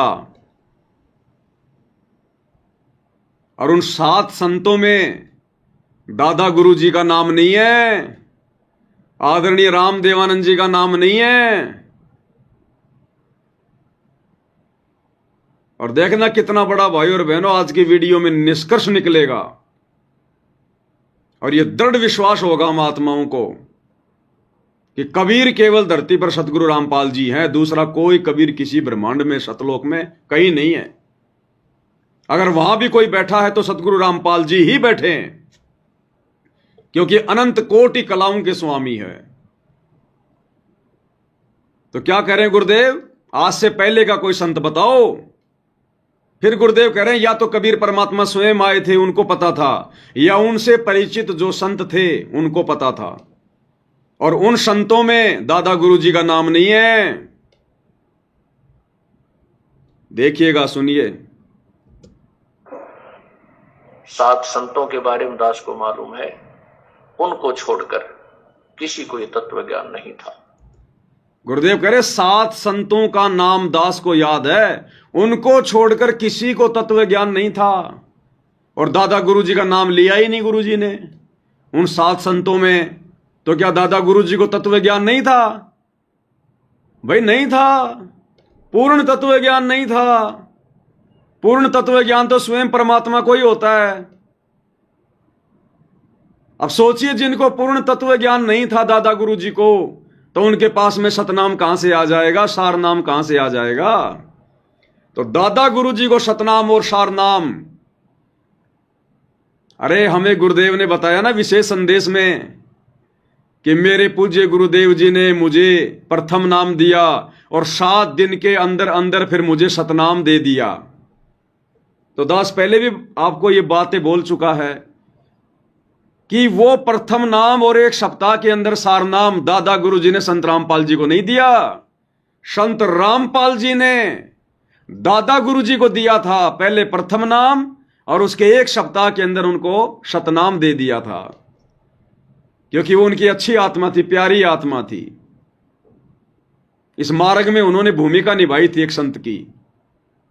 तो सतगुरु रामपाल जी ने 1 सप्ताह के अंदर अंदर प्रथम नाम और शतनाम ये दादा गुरु जी को दिया था, ना कि दादा गुरु जी ने सतगुरु रामपाल जी को दिया था। ये कबीर मार्ग भाई और बहनों उल्टा चलता है, उल्टा। कबीर का ज्ञान अटपटा और झटपट समझ में ना आए, और जिसको झटपट समझ में आ जाए उसकी सारी खटपट निकल जाए। ये इतना जल्दी समझ में नहीं आता। तो वो शतनाम और प्रथम नाम संत रामपाल जी ने अपने गुरु जी को, मुंह बोले गुरु जी को, 1 सप्ताह के अंदर अंदर दिया था। अब उन 7 संतों का नाम बताया जा रहा है जो परमात्मा से परिचित थे, जिनको तत्व ज्ञान था। उसमें दादा गुरु जी का नाम नहीं है। तो मालूम है उनको छोड़कर किसी को ये तत्व ज्ञान नहीं था। वो कौन कौन है? आदरणीय धर्मदास साहिब जी, आदरणीय गरीबदास साहिब जी, आदरणीय दादू साहिब जी, आदरणीय मलुक साहिब जी, आदरणीय गीसा साहिब जी, आदरणीय नानक साहिब जी और आदरणीय गरीबदास साहिब जी। ये 7 संत, जिससे इनकी वाणी में प्रमाण है, अन्य किसी भी संत की अपने अनुभव की बुक में कोई तत्व ज्ञान नहीं है। बताओ, दादा गुरु जी तो फेल हो गए। दादा गुरु जी को तो तत्व ज्ञान था ही नहीं, गुरु जी ने रिजेक्ट कर दिया। उनको तो कबीर जी भी नहीं मिले, जैसे कि दाढ़ी मूछ वाले कबीर जी गरीबदास जी को मिले, धर्मदास जी को मिले, मलुक दास जी को मिले, दादू दास जी को मिले, गीसा दास जी को मिले, नानक जी को मिले।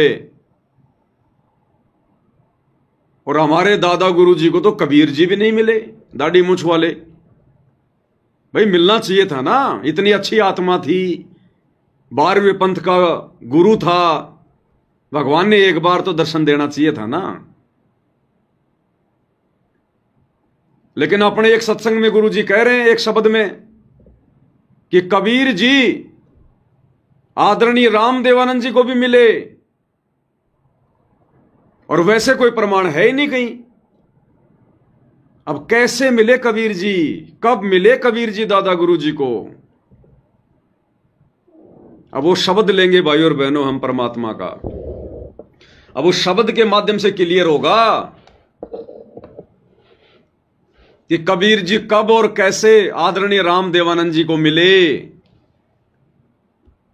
क्योंकि गुरु जी ने शब्द में लिखा है तो झूठ नहीं हो सकता, और वैसे गुरु जी ने कभी बताया नहीं, कोई प्रमाण नहीं कि कबीर जी आदरणीय रामदेवानंद जी को मिले। तो एक शब्द के माध्यम से देखना भाई और बहनों कितना क्लियर होगा आज गुरुदेव भगवान के आशीर्वाद से। और शतलोक और कौन सा शब्द है?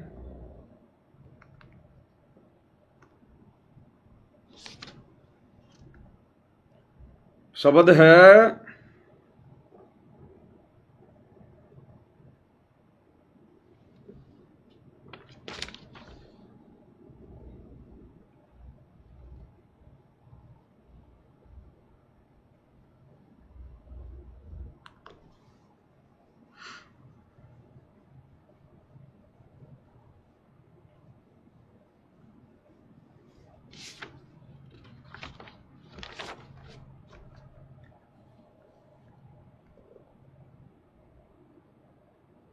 तुम कर दो पल में पार हो जा रजा थारी।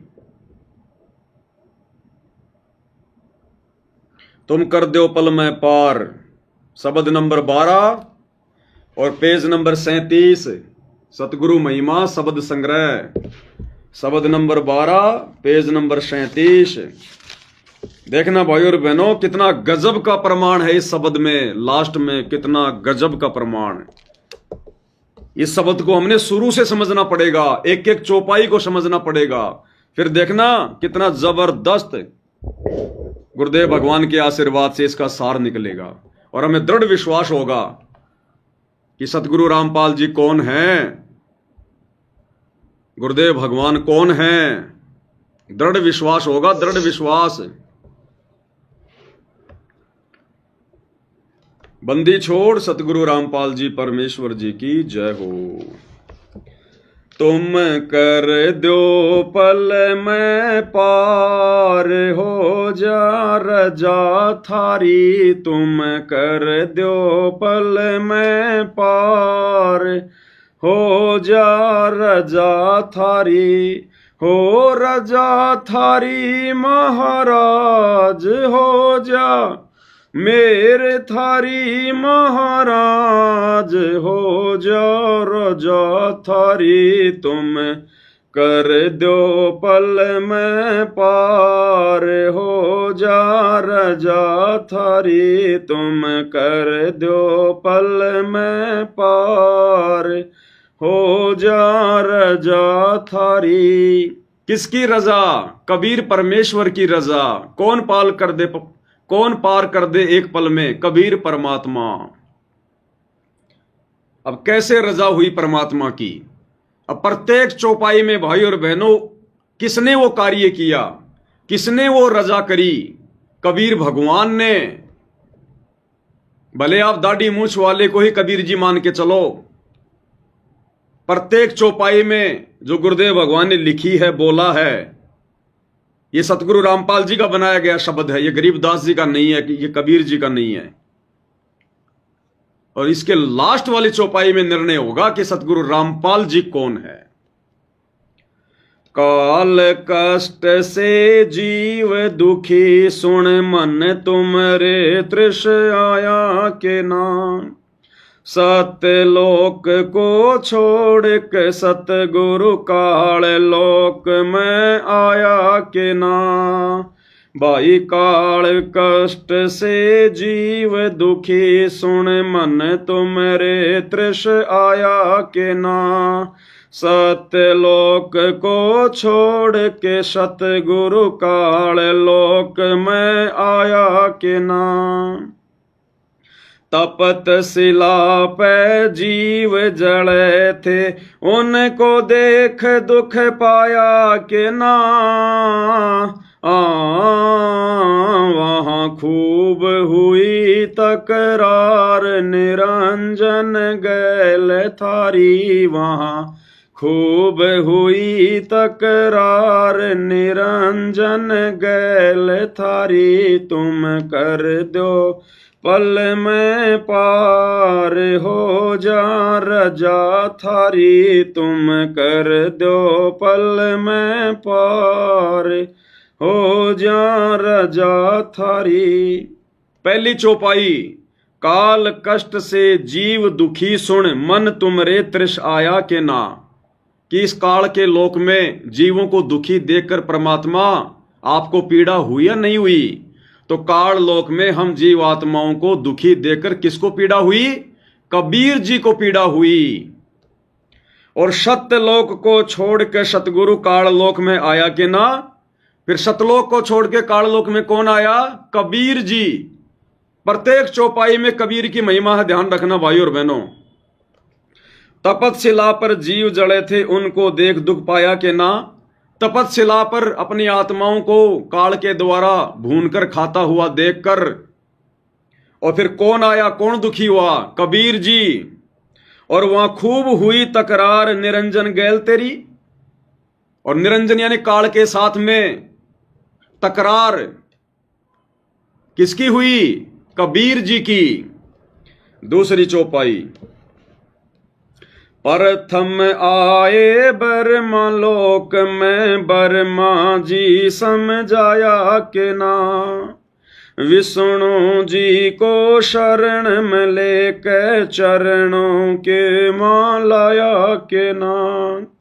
प्रथम आए ब्रह्मलोक में ब्रह्मा जी समझाए के ना, विष्णु जी को शरण में लेकर चरणों के मालाए के ना, शिव शंकर को शिष्य बना के सोहम नाम सुनाया के ना,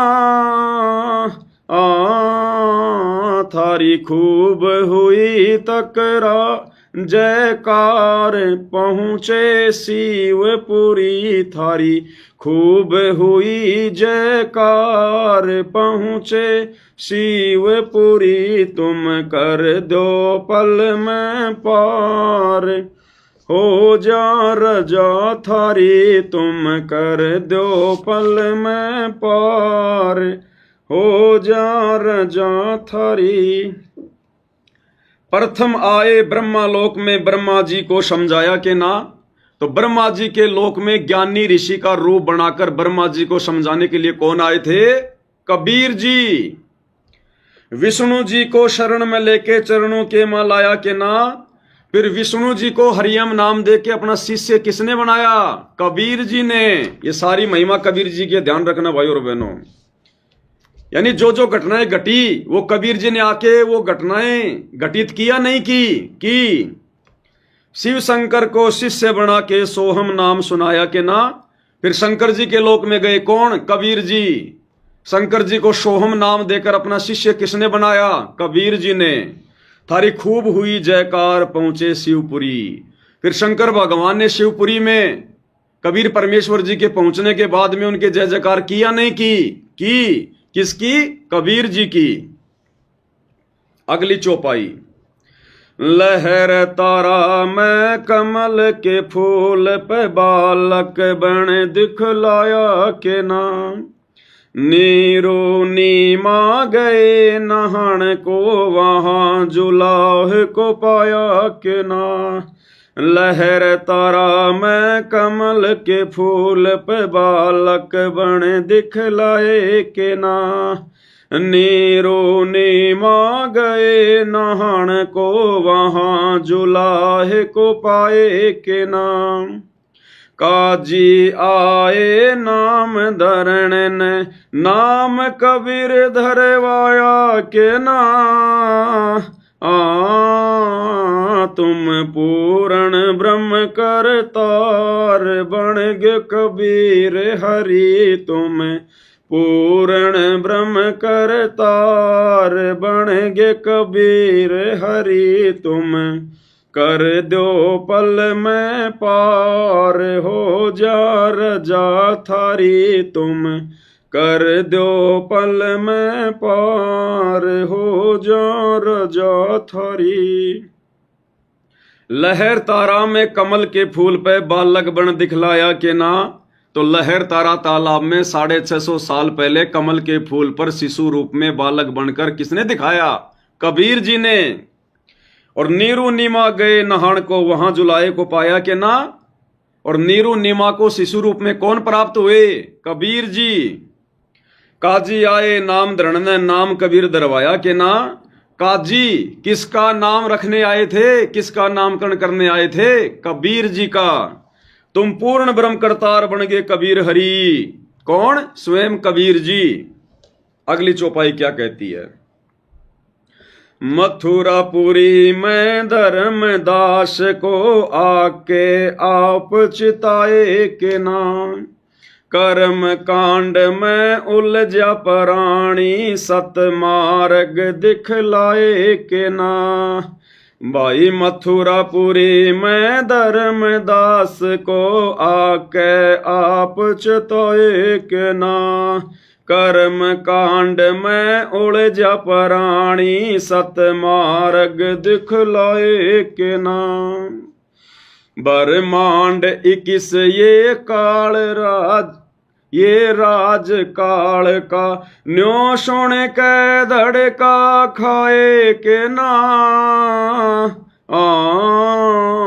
तुमने दे दिया शब्द सार गीता दूर दरी, तुमने दे दिया शब्द सार गीता दूर दरी तुम कर दो पल में पार हो जा रजा थारी तुम कर दो पल में पार हो जा रजा थारी। मथुरापुरी में धर्मदास को आके आप चिताए कि ना, तो मथुरापुरी में जिंदा बाबा का रूप बनाकर धर्मदास जी को किसने चेताया? कबीर जी ने। कर्म कांड में उलझा प्राणी सतमार्ग दिखलाए कि ना, उस कर्म कांड में उलझे हुए धर्मदास जी को सतमार्ग सत ज्ञान देकर किसने बताया, किसने सुलझाया? कबीर जी ने। ध्यान रखना, सारी महिमा कबीर जी की है। और ब्रह्मांड 21 ये काल राज का न्यू सुनकर धड़का खाया कि ना, जब धर्मदास को इस बात का पता चला कि ये तो 21 ब्रह्मांड काल का राज है, तो ये बात सुनकर धर्मदास का दिल धक से हुआ कि नहीं हुआ? किसकी बातें सुनकर? कबीर जी की। और तुमने दे दिया शब्द सार गीता दूर धरी, और बिना गीता को हाथ लगाए धर्मदास जी को गीता जी का सार किसने बताया? कबीर जी ने। अगली वाणी, रामानंद योग में उलझे शिष होकर सुलझाया क्यों ना, सुपच सुदर्शन को शरण में लेकर अपने वचन निभाए के ना। रामानंद योग में उलझे शिष होकर सुलझाया के ना, सुपच सुदर्शन को शरण में लेकर अपने वचन निभाए के ना। सुपच के मात पिता नीरू नीमा वो बेटा बन मुक्ताया के ना। जीवा दत्ता की सुखी डार कर दी हरी भरी, जीवा दत्ता की सुखी डार कर दी हरी भरी, तुम कर दो पल में पार हो जा, तुम कर दो पल में पार हो जा रजा थारी। क्या कह रहे परमात्मा? रामानंद योग में उलझे शिष होकर सुलझाया के ना। मात्र 5 वर्ष की लीला में आयु में पंडित रामानंद जी को और उनका शिष्य बनकर, मुंह बोला शिष्य बनकर, और पंडित रामानंद जी को किसने समझाया? कबीर जी ने। सुपच सुदर्शन को शरण में लेकर अपने वचन निभाए के ना। सुपच सुदर्शन को शरण में लेकर अपने वचन निभाए के ना। किसने? कबीर जी ने। सुपच सुदर्शन के माता पिता को अपने शरण में लेके और सुपच के साथ द्वापर में किया गया वचन किसने निभाया? कबीर जी ने। सुपच के माता पिता नीरू नीमा वो बेटा बन मुक्ताया के ना। सुपच सुदर्शन के माता पिता ही इस कलयुग में, कलयुग के प्रथम चरण में नीरू नीमा के रूप में आए थे। तो वो अपना वचन जो सुपच को दिया था द्वापर में कि तेरे माता पिता को मैं जरूर पार करूंगा, अपनी शरण में लूंगा, वो वचन किसने निभाया? कबीर जी ने। और जीवा दत्ता की सूखी डार कर दी हरी भरी। अब जीवा दत्ता की गुजरात के भरूच में सूखी डार चरना अमृत डालते ही किसने हरी भरी करी? कबीर जी ने। सारी महिमा कबीर जी की है, ध्यान रखना। बलक बुखार में संत कैद किए आके आप छुड़ाए के ना। महल पे ऊंट और महल सरा कही सुन के चाकर खाए के ना। बलक बुखार में संत कैद किए आके आप छुड़ाए के ना। महल पे ऊंट और महल सरा कही सुन के चाकर खाए के ना। बांधी होकर सेज बिछाई तन 3 कोरड़े खाए के ना। तुम नर से बन गे नार ओड्या चीर जरी। तुम नर से बन गे नार ओड्या चीर जड़ी। तुम कर दो पल में पार हो जा रजा थारी, तुम कर दो पल में पार, हो जा रजा थारी। क्या कह रहे हैं? बलक बुखारे में संत कैद किए, आके आप छुड़ाए के ना। बलक बुखारे के बादशाह इब्राहिम सुल्तान ने 300 संतों को जेल में कैद किया हुआ था। वहां जाकर किसने छुड़ाया? कबीर जी ने। महल पे ऊंट और महल सरा कही, सुन के चक्कर खाए के ना।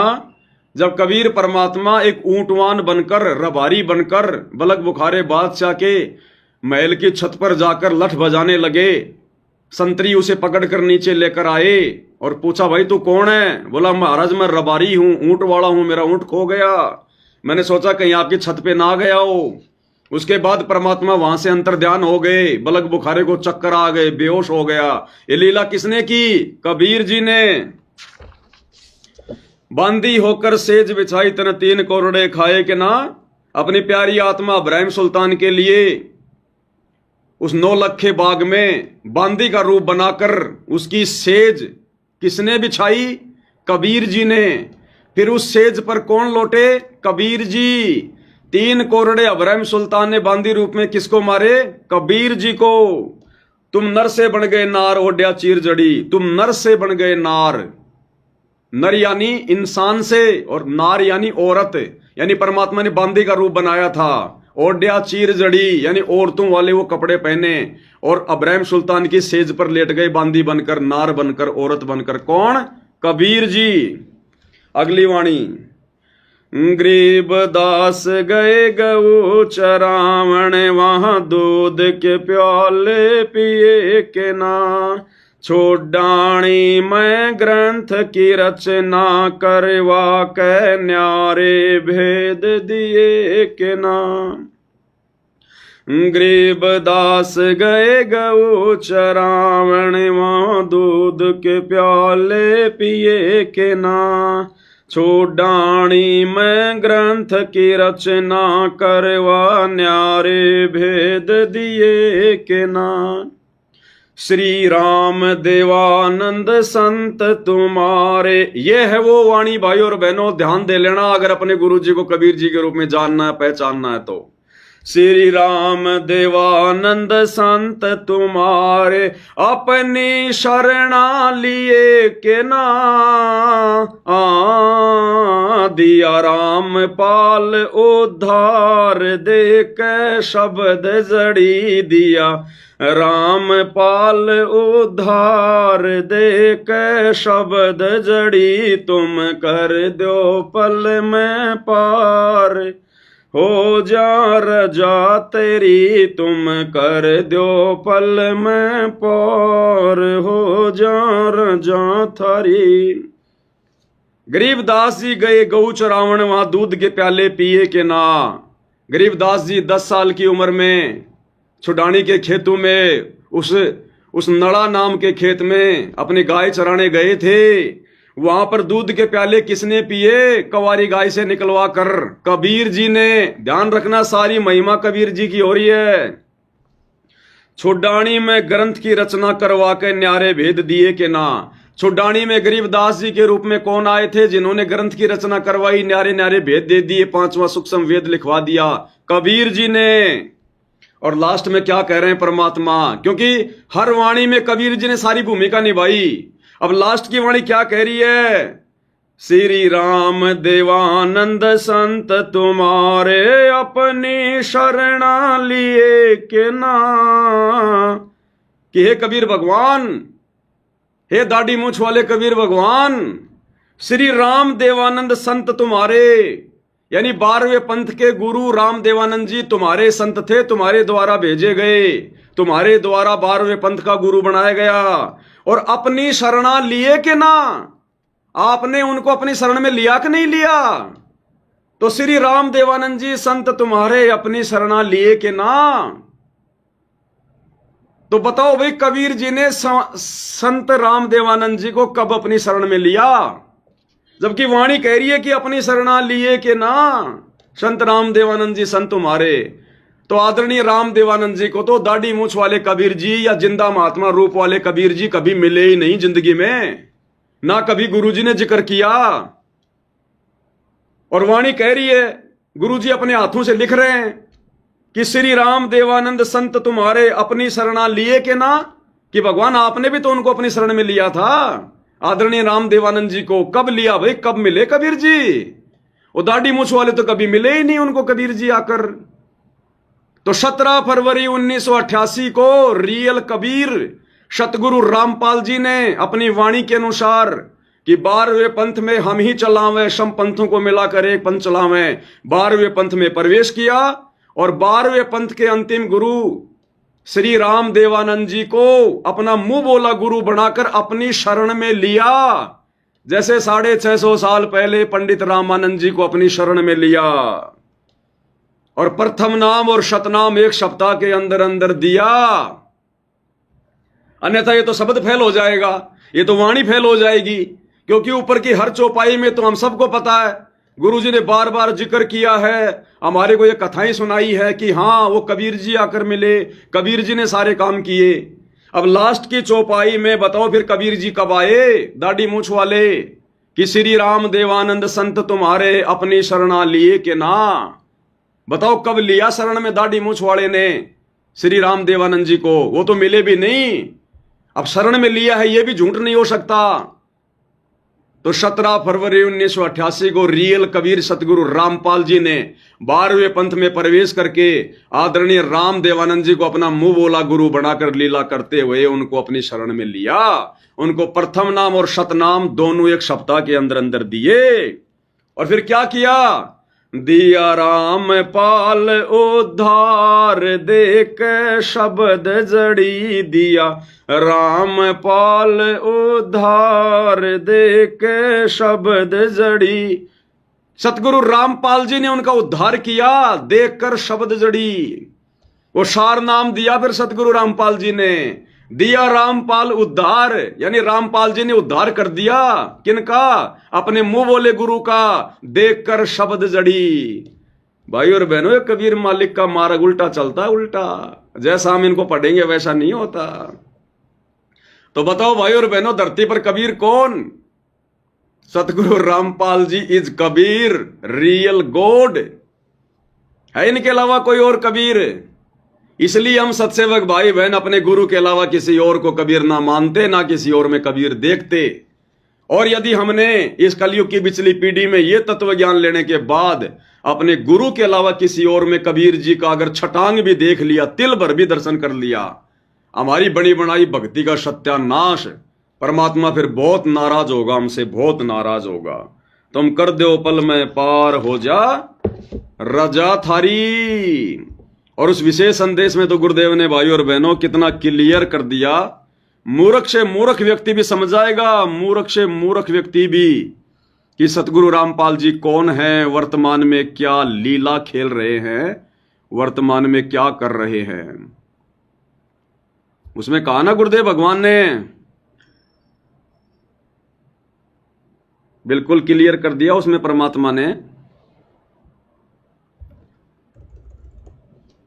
वो कौन सा सत्संग था? 75 नंबर का।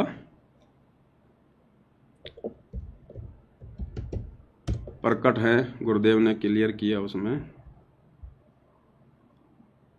विशेष संदेश में।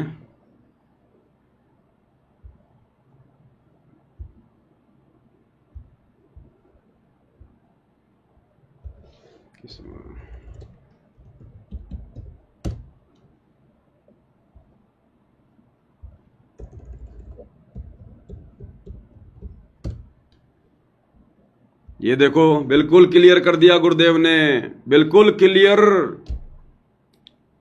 कह रहे वो परमात्मा गरीबदास जी के समय आए थे और भाई अब तुम्हारे सामने प्रत्यक्ष प्रकट है, पहचान सको तो पहचान लेना। तो क्या बताते हैं? उत्तर दक्षिण पूर्व पश्चिम फिरता दाने दाने लो,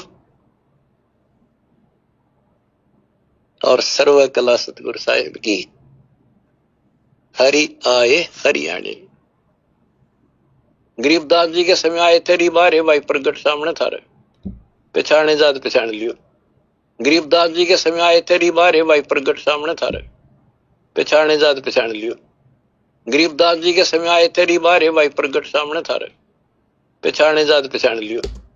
गरीबदास जी के समय आए थे। कौन आए थे गरीबदास जी के समय? जिंदा बाबा। कौन जिंदा बाबा? कबीर जी। तो क्या कह रहे हैं गुरुदेव कि गरीबदास जी के समय आए थे भाई, और ये बारे थारे सामने प्रत्यक्ष प्रकट। अब कहां है वो जिंदा बाबा प्रत्यक्ष प्रकट? कहां है वो दाढ़ी मूंछ वाला कबीर जो गरीबदास जी का गुरु था? तो क्या गुरु जी झूठ बोल रहे हैं क्या? नहीं, अपने लिए संकेत कर रहे हैं कि गरीबदास जी के समय आए थे और ये बारे भाई थारे सामने प्रत्यक्ष प्रकट। तो वर्तमान में प्रत्यक्ष प्रकट कौन है धरती पर? दाढ़ी मूंछ वाला नहीं है, सतगुरु रामपाल जी हैं। तो कौन हुए सतगुरु रामपाल जी? गरीबदास जी के गुरु।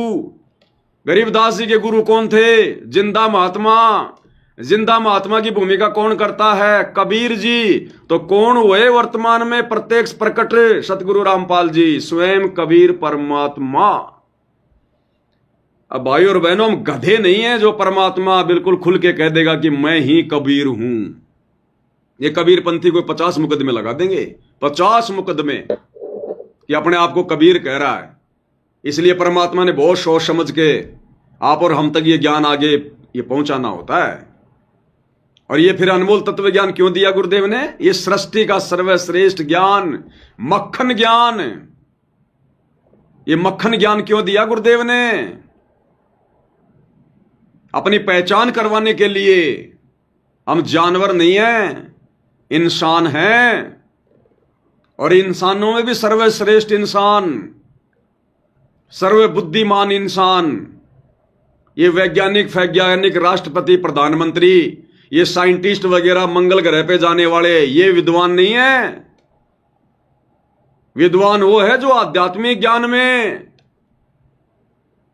जिसकी बुद्धि आध्यात्मिक ज्ञान में काम कर रही है, जिसने भगवान को पहचान लिया, भक्ति को पहचान लिया, जो अपनी आत्मा का कल्याण करवाने के लिए आगे बढ़ रहा है, वो है बुद्धिमान।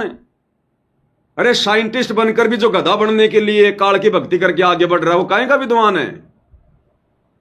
उसके बाद भी नहीं पहचानेंगे क्या हम? तो इस कलयुग की पिछली पीढ़ी में अगर किसी ने अपने गुरु को मानुष माना, और मानुष मानने की सबसे बड़ी पहचान है गुरु के रहते सहते वर्तमान में उस दाढ़ी मूंछ वाली कबीर की मुर्दा फोटो को परमात्मा मान के पूजना, अपने घर पर दरबार में रखना, उसके आगे दंडवत करना, जोत जलाना, या घर की दीवारों पे टांग कर रखना, अपने गाड़ी घोड़ों में लगा के रखना, अपने लॉकेट में डाल के रखना, या जून में उसका कबीर प्रगट दिवस मनाना, या जरा भी उसमें आस्था रखना, जरा भी तिल भर भी अगर आस्था रही, तो वो व्यक्ति सतगुरु रामपाल जी से उपदेश लेने के बाद भी, सार नाम सार शब्द लेने के बाद भी, वो है बिल्कुल मंद बुद्धि आदमी, मूर्ख आदमी। फिर उसको 2 कोटि का ज्ञान नहीं है। उसको बिल्कुल क्लियर कर दिया गुरुदेव ने, स्पष्ट कह रहे हैं, और फिर भी समझ में नहीं आ रही। इसका मतलब बुद्धि पे काल बैठा, काल। इसको कहते हैं काल प्रेरणा। काल ने कहा था ना, जाओ जोग जीत संसारा, जीव न माने कहा तुम्हारा, कि आप कितनी कोशिश कर लेना, मैं उनकी बुद्धि पे बैठा रहूंगा जो आपको परमात्मा मान के नहीं पूजेगा, जो गुरु को भगवान मान के नहीं पूजेगा, मैं उसकी बुद्धि पे बैठा रहूंगा, उसके घट में समाया रहूंगा, सदबुद्धि आने नहीं दूंगा। और वही हो रहा है भाई और बहनों, देख लो, काल ने पूरी तरह से जकट रखा है इन सतलोक आश्रमों से जुड़ी हुई संगत को, पूरी तरह से। तो कितनी बड़ी मेहरबानी, कितनी बड़ी दया, कितनी बड़ी विशेष रजा गुरुदेव भगवान की आप और हम सत्सेवकों के ऊपर, जो गुरुदेव ने इस घोर कलयुग में अपनी पहचान करवाई, जहां धर्मदास भी चक्कर में पड़ गया था कि भगवान आपको कैसे पहचानेंगे, आप कैसे उनको पार करोगे? तो परमात्मा बोले, भाई ये मेरा काम है। जिनका वापस सतलोक जाने का समय आ जाएगा, वो मेरे संकेतों को समझने लग जाएंगे। तो आज गुरुदेव के संकेतों को कौन समझ रहा है? केवल सत्सेवक भाई बहन। इसलिए भाई बहनों, ये साध संगति सतलोक के लिए गुरुदेव भगवान का ट्रेनिंग सेंटर है, और यही परमेश्वर का यथार्थ 13वां कबीर पंथ है। यानी जो भक्ति विधि परमात्मा आप और हम सभी 2 कोटि के जीवों से करवा रहे हैं, स्वयं को परमेश्वर मनवाकर, आने वाले समय में पूरा विश्व यदि इसी प्रकार से करेगा तो मुक्ति प्राप्त करेगा, और कोई जरिया नहीं है दूसरा। और आप और हम भाई बहन समय रहते, समय से पहले परमेश्वर को समझ गए, उन्हीं के आशीर्वाद से। बाकी तो हम भी 2 कोटि के जीव हैं, इस भगवान को कोई पहचान नहीं सकता जब तक ये भगवान खुद अपनी रजा ना करे। और रजा उन्हीं पे करेगा जिनका भाई धर्मराज के कागजों में अब की बार लास्ट जन्म होगा, अंतिम जन्म होगा, उन्हीं पे रजा होगी। ये दिमाग इतना उन्हीं का खुलेगा, नहीं तो काल ने बिल्कुल पता नहीं हजारों ताले लगा रखे बुद्धि के, हजारों ताले, 1 खोल लोगे, 2 खोल लोगे, 10 खोल लोगे, हजारों कैसे खुलेंगे। तो भाइयों और बहनों, बहुत बड़ी रजा, बहुत बड़ी मेहर है, और ये मेहर इसी प्रकार से हम बना के रखें गुरुदेव भगवान की अपने शीश पर, तब बात बनेगी। तो भाइयों और बहनों, आज की सतगुरु महिमा में केवल इतना ही। धीरे धीरे आगे बढ़ेंगे हम। तो गुरुदेव भगवान हम सबके ऊपर दया बना के रखें, मेहर बना के रखें, अपना आशीर्वाद बना के रखें। आज के वीडियो में केवल इतना ही।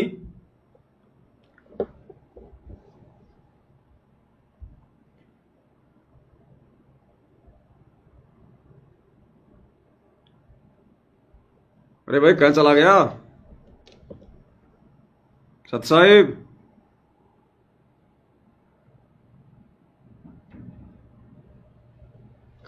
कहाँ रहते हो? पीछे चलता है। ठीक है भाई और बहनों, बंदी छोड़। सतगुरु रामपाल जी परमेश्वर जी की जय हो।